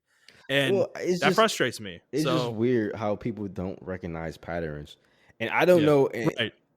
Right. yeah, it's just I don't know if it's just like me or maybe because I'm older now or whatever. But I feel like I was like this maybe when I was like 25, 26, and I'm like, all right. I think Mm-hmm. I think honestly the game that really kind of calmed me down as far as being hype Yeah. was Mass Effect Andromeda. They showed so Yeah. much gameplay for that game. Well, they didn't show a lot, but they showed enough. Yeah. And I was super hyped for it. And then when I played it, I Yeah. was just like, what the Yeah. fuck is this? Like the gameplay is good, but dude, the writing and everything else around the game was just bad. So it's like, and then obviously the glitches and everything of that nature. So it's like that game actually like really calmed me down as far as that. And I felt like the same thing would have happened with The Witcher. Thank God that game was good. You know, Witcher 3. Mm-hmm. Uh I Right. don't think that game was I think that game was actually that game was underrated. Because Yeah. a lot of people did play Witcher 2, but it wasn't nearly as many people who played Witcher 3 now. You know what I'm saying? Right. That Right. game Right. got carried off of word of mouth um severely. But like Cyberpunk, Which is like, more deserved, right? yeah, They didn't exactly. have the hype cycle that Exactly. that Cyberpunk had, right? And that was my Yeah. key difference between Cyberpunk and Witcher 3. People were like, Yeah. "Why do you like Witcher 3, but you're like de-hyped about Cyberpunk?" And I'm like, and I said it early in the podcast. I actually went back and listened to it. It was just the way they marketed Cyberpunk was so weird to me. Mm-hmm. And I know one key thing that really was like, I don't know about this game, guys. Because they showed gameplay footage of it. They showed 45 minutes of gameplay footage for it. And we Mm-hmm. saw it, and they were doing the wall. They had the claws, and they were doing the wall running thing. And they were like, "Oh, you know, this is not in the third, and blah blah blah," and all that shit looked very sick. And then I remember when we covered it, and they were like, "Oh, we took Yeah. out wall running." That was like that right there was Yeah. like my biggest indicator. I'm like, "Yeah, this game about to be trash." No, and then they said a few weeks later, and we covered this on the podcast too. that melee combat's not where we want it to be, and the game Yeah. was coming out in like 3 months. Yep. It's like, what are you talking about? Melee combat's not where you want it to be. What are you talking about? So like, and guys, I challenge you guys, those of you who haven't listened to the show from like day one, like who have gotten on recently, go back and listen to some of our episodes where we mentioned Cyberpunk. Like, I was hyped about Oh yeah. Cyberpunk, and you will hear me over the course of 6 months get de-hyped about Cyberpunk, to the point that the week before the game comes out, I'm warning people on the podcast that the last gen version of the game, the PS4 and Xbox One versions of the game, I don't think are gonna run well. I literally call it out like before the game comes out, And I like, was telling everybody before then, like, yep. our old co-host and Justin were super hype about it because I was like, oh man, I love CD Projekt Red, blah blah blah. No, I'm like, all right, man, I don't know, bro. I was still on the fence. I'm like, I don't know, man. I think we should. We were coming at you a little bit. I remember, and you held your ground, man. Yeah. I was just like, I don't know, man. I was really turned off by the third person, first person thing, and I know that was like my main reason for being de-hyped about it. And but then everything else I was just seeing about it, like we just didn't see any gameplay of it and everything of that nature.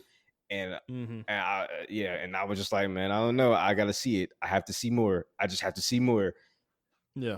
So, and I think there's nothing wrong with being hyped about a game. I want to make that clear here. I'm not saying don't be hyped about a game, but if you're like somebody like us, like me and Montrell, we've gotten hyped about games on this podcast before. But the point is that like when I get hyped about something, I'm going to tell you that like I am not being rational in this moment. Okay.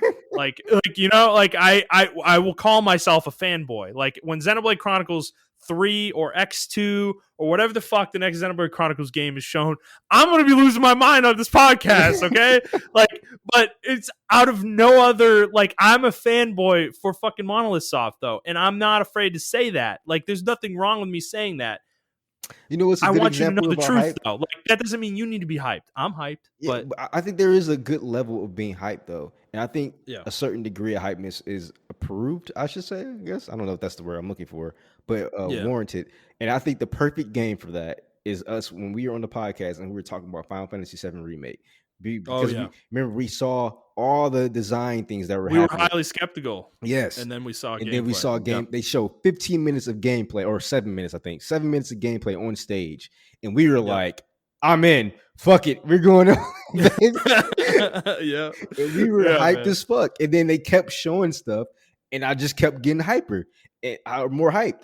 And then when the game came out, it actually exceeded my expectations of what the game was going to, because I thought Nomura was going to fuck that game up. I'm like, oh man, he about to fuck this game up, man.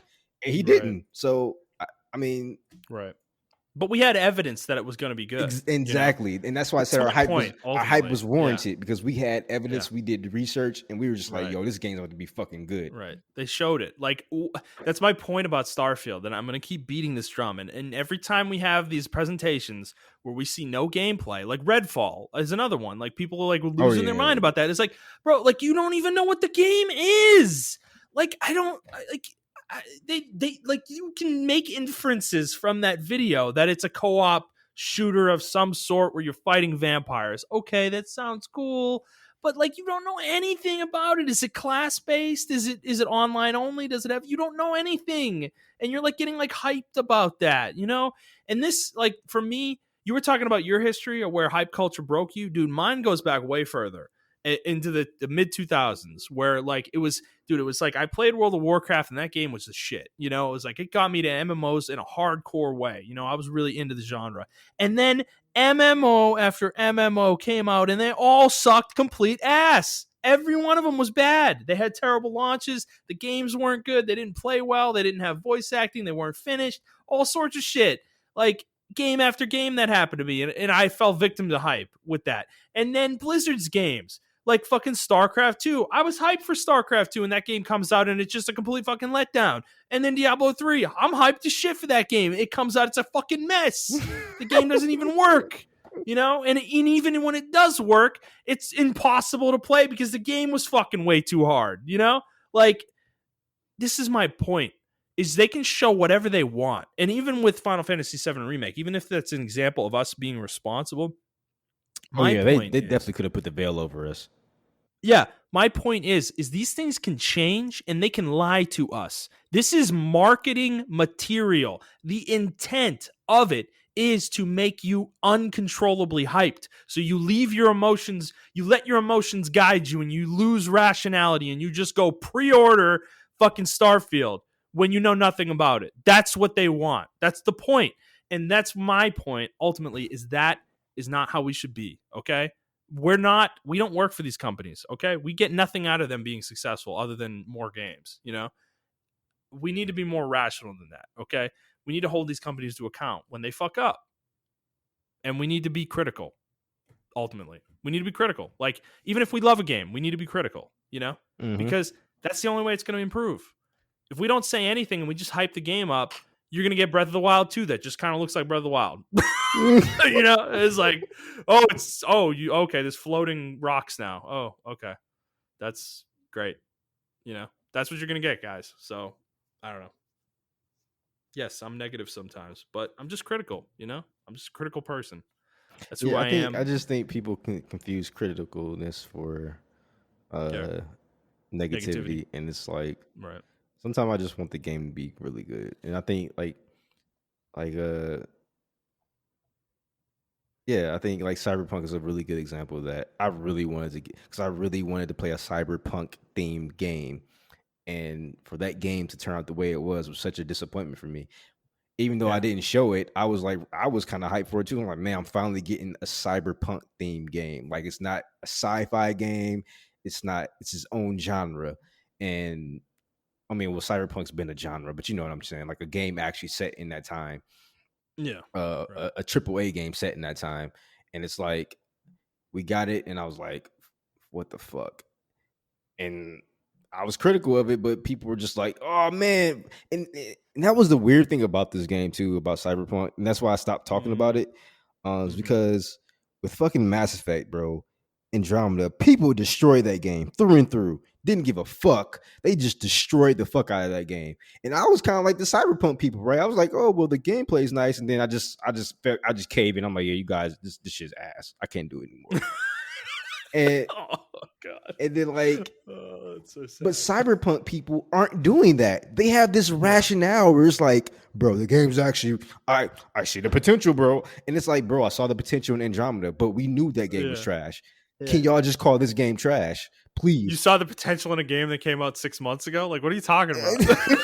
What potential? It's like the game came out. Like, it's just, you know, I mean, maybe they'll fix it. I'm sure they'll fix it at some point, but, you know,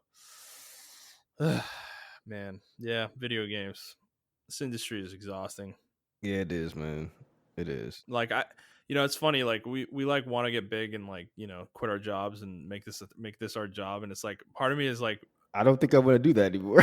yeah, be careful what you wish for, man. I don't know. I don't know. This industry's it's a lot sometimes. Just observing on the outside. Forget about being like in the zeitgeist, like part of the conversation. Man, just like watching these people talk to each other is exhausting, you know? It's like, man, you guys don't like have discussions anymore. It's just a bunch of yelling for the most part Well, I think at each Twitter other. really So, perpetuated that, or not Twitter, but social media in general. Like, yeah, you can say yeah, stuff and just block somebody if you don't agree with them.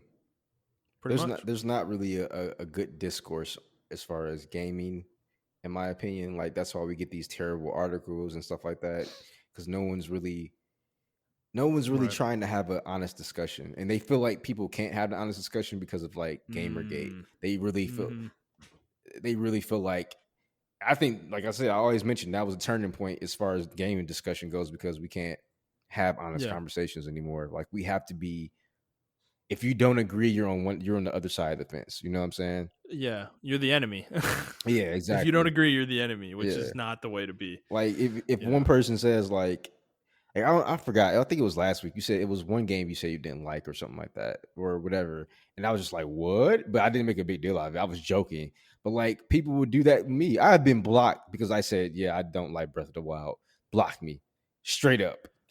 Yeah. I didn't. Or Kingdom Hearts 3, dude. Kingdom Hearts Oh, 3. oh, that's We're in the vocal minority on Kingdom Hearts 3, which is now everyone hates Kingdom Hearts unbelievable 3. to me. Everyone Yeah. hates it now. Oh yeah. Oh Everyone. no, bro. Montreal. You know, like, man. forget everyone, about quitting our everyone's. jobs. This is the one reason I want to get big because we were right about this shit so much, you know? Like we were super upset about Kingdom Hearts 3 when it came out and like no one else was. And then now all of a sudden, a few years later, it's like, oh, Kingdom Hearts 3 is like the worst Kingdom Hearts game. It's like, what? Where the fuck were you I saw people? Where were somebody. you? I saw somebody say Kingdom Hearts 3 is not even a top 10 or the top 10 JRPGs this generation. And I said, you know what? I said that shit and I got blocked by half of the Kingdom Hearts community because Dude, I top said that 10. shit. I wouldn't even put it in top 20. Like the game sucks. And I was like, bro, like, that's the game too. You won't even go back to Kingdom Hearts. Even after I told you, like, the patches fixed it and everything like that, you're like, nah. No, fuck them. They broke me, dude. They broke me. That game broke me. It broke my fandom. It did. I can't. I just can't do it. It's gonna be a while. It's gonna be a long time before I go back to the series, man. Like, Yeah, and I don't know because the criticisms that we had of the game was the ones they fixed in the patch, and then people are yeah, still saying this is like the best game, and I'm like, bro, y'all said this game was so good on launch, but they literally fixed all the shit I had issues with, except for the story. They fixed everything else I had an issue with in the game in the patch, yeah, and I'm like, oh, yeah, this game's a lot more enjoyable now. I can actually do this. I can look yeah. past the story and just play the fucking game, Dude, and the gameplay was so bad, Montreal. Like, It, that's and, what I don't. and you That's know what I don't what, Justin? understand. It's like Justin, it's so bad. we would never get that back because they patched it. Because I know. It's people they erased it from history. yeah, like, people do like not they, remember how bad that game was on launch. The it gameplay was so bad. I was remember it. so It bad. was Oh, like it hurts me. Like thinking about it. Like Sora was like floating in the air, and like you couldn't even control him. It was awful. Like, oh my god. but to get back to the main point, we had that criticism of it, and I Yeah. got blocked. I don't know about you. I'm pretty sure you didn't get blocked, but I got Yeah. blocked because I I mean, was I don't talk to yeah, anybody, because so you no, didn't I didn't talk to get anybody blocked. like But that. But yeah, I was like boastful. I'm like, this shit is ass, y'all. I don't know how y'all like this shit. yeah. And I brought Kingdom Hearts 2 up. That's the reason I got blocked too, because people hate Oh yeah. the Kingdom Hearts community hates Kingdom Hearts 2 now for some reason because Yeah. everyone keeps comparing it to that game. And it's like, it was a good fucking game though. So I don't know what you want me to say. Yeah. They're like, Right. oh, well, the final mix was the good game, not the original Kingdom Hearts. And I'm like, all right, cool, whatever. Final mix was good too. Like, final mix was the superior game, whatever. It's still better than this shit that I got. It's Kingdom Hearts 3. I don't know what the fuck this is. Like, this isn't it. And Yeah. so Right. I don't know, man, but fuck it. Yeah. It's turned into a rant, but you know what I mean. Positivity versus negativity. Criticism, man. I think Yeah. criticism is the driving force. And you know what? I would say this too. I hope Breath of the Wild 2 exceeds all my expectations of it or exceeds my criticisms that I had of it. And if it Mhm. does, if it actually improves upon itself, and maybe it does have dungeons in the actual narrative, a cohesive narrative, in my opinion, Mhm. I will give um Nintendo all the credit they deserve, that Zelda team all the credit they deserve, because they Mhm. have literally, in my opinion, nothing to work on. If they were to Yeah. do a survey right now, what would you improve about Breath of the Wild? I think 90% of the surveys would be like, nothing. This game is perfect. Give me Yeah. this game. Right. So all they have to go off of is their own internal analysis, right? Exactly, pretty much. Which, sometimes that's good enough to improve a game, but you need to know what your players think though. They're the ones who bought the game, like their opinion matters a lot, Yeah, exactly. for that kind of feedback. So I don't know. I think now it'd be a lot more mixed, but I think when the game came out, dude, like I hate the video game industry, dude. I think back to the launch of that game and how triggered it makes me, It's just like how praiseworthy every motherfucker was of Breath of the Wild. Like there was like one or two dissenting voices, and it was like Jim Sterling and some other motherfucker. It was like, and everyone else though was like 10, 10, 10. It's a fucking 10. It's the best fucking game I ever played. It's like, dude, how do you? I don't understand these people. It's like, they're like, there's opinion, like opinions are opinions, right? We always talk about like it's subjective, right? You can Yeah, have yeah. whatever opinion you want to have, but there's like a reasonable range of opinions to me on something where like when you get to like too extreme, you're starting to become like cartoony where I can't take you seriously, you know?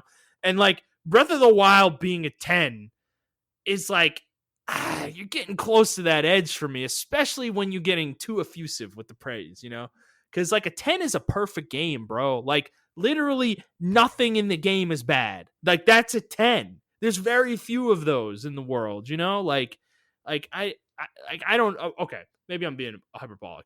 I would give Xenoblade Chronicles a 10, even though I do think there's issues with the game. So maybe that's not Yeah, true yeah. criteria. But point being is like it's like Breath of the Wild though has so many flaws, like just so many flaws. It's like I don't know. I don't know. Like I That's why we said, have these discussions, like I I guess. said, maybe Breath of the Wild is a unique game to me, Yeah. and probably one I would never be able to put my finger on, Yeah. because my ex played that game and she doesn't even play video games and she beat that game. So it's Yeah. like I couldn't. There's But I something there. yeah, there's something there, and I couldn't even get past 15 hours. I was just like, bro, what is this shit? I can't do it. Like Right. and then she watched me play it. She's like, I don't understand, Macho. Why don't you just like the game? And I'm like, I don't fucking know. Like I went past the snow area, I got to like the lava area, and I'm just like, bro, I don't fucking care about this shit anymore. This shit's ass. Mhm. And I threw it away. I mean, I didn't throw it. I still have it, but it's like, but everyone else is like, and I guess like it's some of those it's one of those things too where Yeah. it's like for you, Mhm. you're like, um I don't even know what I can say about like a movie or something like that where I'm just like, how can you say this is bad? Like this and this and this happened. I'm pretty sure there's some shit Mhm. out there I can say that about. Um, but then other people just look at him like, nah, I hate it. I just fucking hate it. And Right. and I guess Right. that's Breath of the Wild for me. I mean, I don't fucking hate the game. I think the game's actually I really mean, good. you're making me want to go play it now. I'm like sitting here like thinking I don't even own it anymore. I think I sold it because I it holds its I, I have value it. You so can borrow well. my copy. You can borrow my I copy. kind of want to like go back and play because I think I did 5 zones or whatever, like really like comb through, and I was having fun, man. But it like I remember what happened is like my father passed away, I think, when I was playing it, and that's kind of what happened. Yeah. Is just like I dropped it at Yeah. that point, and I never picked it back up. And I'm like, I want to get through, like I almost want to get through the whole game, and just like really see it through to its conclusion, do everything, and really understand the whole game so I can have like a whole opinion about it, because I was having way more fun with it the second time I played through it Yeah, I than do compared remember to the you first time. saying that on the podcast. You had a lot more fun Um with it. yeah, and that was because the balance of the game the first time fell out of whack because I was going all over the place and I was just getting like really powerful equipment really early in the game, Mhm. which you're free to do, by the way. That's my point about it being flawed though. It's like that is like the fact that that happens and ruins the game for you is like, I mean, the game lets you do it, So it's like that's kind of a flawed design, but maybe that's only true for me. Maybe for other people doing that is like it's great, it's like that's super fun for them, and I don't Yeah. know. So So I wanted Breath of the Wild to be like the first Zelda, right? I don't think yeah, the very first Zelda. I don't think the very first Zelda had like a dungeon structure to go through. If I it remember. did. No, it had dungeons. It wasn't, you didn't have to do them in any order Yeah, though. yeah, and It was that's like totally open. yeah, Yeah. and that's what I actually for the last 10 to 15 years have been bolstering for Zelda to do. Then they finally do it, and it's like, Montreal, isn't this like, I mean, DJ even pointed it out to me, like, Montreal, isn't this what you wanted? Like, this is exactly what you wanted from a Zelda game. And it's like, it is exactly what I wanted from a Zelda game. But you know how sometimes you get exactly what you want, and it's like, maybe I didn't want this. Right. You don't know what that Blizzard quote about like you don't know what you want, Yeah. it's actually true in this case for you, Yeah, like I got it, yeah. and I think it was probably just the lack of dungeons. I mean, there wasn't a cohesive story there for me. You know what I'm saying? Yeah. Yeah, the So the lack of dungeons is the killer. I think that there's two elements to Breath of the Wild that I think ruin the game for me, that like make it not ultimately not the most fun game, is the lack of dungeons being one, but the second is the fact that like they took all these items that are like iconic like Zelda items, like the grappling hook or the hook shot, or the boomerang, or all these things, or the slingshot, or all these items that have been in Zelda for iteration upon iteration, and they just took them all out, and none of them are there. Some of them are there as like weapons, like there's boomerangs in the game, but they're just a weapon that breaks. Yeah. And you don't use them for puzzles the way you would in a normal Zelda game.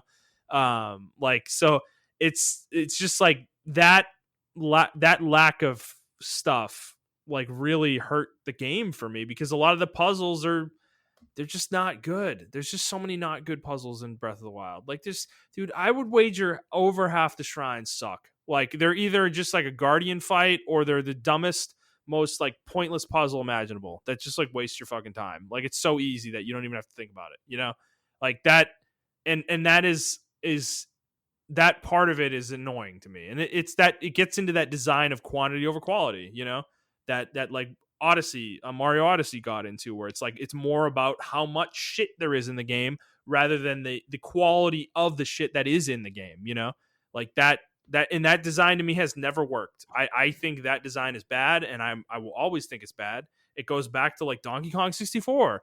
I think that game is a piece of shit. I fucking hate Donkey Kong 64 because what is it? It's like Banjo Kazooie, but if you put 10 times the amount of shit in Banjo Kazooie, it's like at that point you can't design everything like really tightly. You Yeah. start making generic things because you need to fill things up. Like Odyssey does that, where like there will be moons. There's like types of moons on every world. Like there's the moon that you like go to this, like there's these like binoculars that you go to, and you need to look in the sky and find a thing, and then you get a moon. Then there's moons that are just like hidden in a rock, and you have to go running around breaking all these rocks, and then you get a moon maybe, or you don't, because there aren't any in the fucking rocks you broke. It's just bad. That's bad design in my opinion. Like that's not fun. I don't find that fun, running around kicking every rock I see because I'm hoping there's a fucking moon in it. It's like that's not fun. And the same could be said of Breath of the Wild with the shrines. It's like I got excited when I saw a shrine, but then you go in the shrine and it's just this stupid like fight against the guardian. That's not fun. Well, what's interesting about Breath of the Wild, I actually, I don't, I mean, I agree with you about the shrines, but for me, I think the biggest point that I had a disconnect was, and you brought this up actually when we were in the Discord with Snakes, is we were talking about Minecraft, and he actually brought that up too, and I didn't think about it from a design standpoint. I watched different clips of people just having their own random fun with Zelda Breath of the Wild. They're doing their own random shit without a care in the world, and I was like, this is essentially Nintendo's Minecraft. Like, and I am not into those type of games, so yeah. But it had an overarching story, but you see the clips that people do and everything of that nature, and they're just having random fun with the game. I'm like, okay, bro, like if y'all want to do that, more power to you. This is clearly not the game for me, So right. It looks cool, but that's not the fun I'm gonna have. Yeah. And I think the point you're reminding me of a point I brought up too when we were having that conversation, because I didn't think we were going to talk about Breath of the Wild, so I just kind of let loose. But like, is that the game lets you go fight Ganon from the get go, right? From the second you start the game, like once you get out of the starting area and do the first few shrines and you get all the items that you need, for the rest of the game, you can go fight Ganon right away. And that sounds great on paper, but it becomes a design constraint, when you do that, because what that means is to be able to go fight Ganon right away means that nothing else you do is important, for the rest of the game. It's just helping you fight Ganon, making the fight against Ganon a little easier. That's like the whole thing.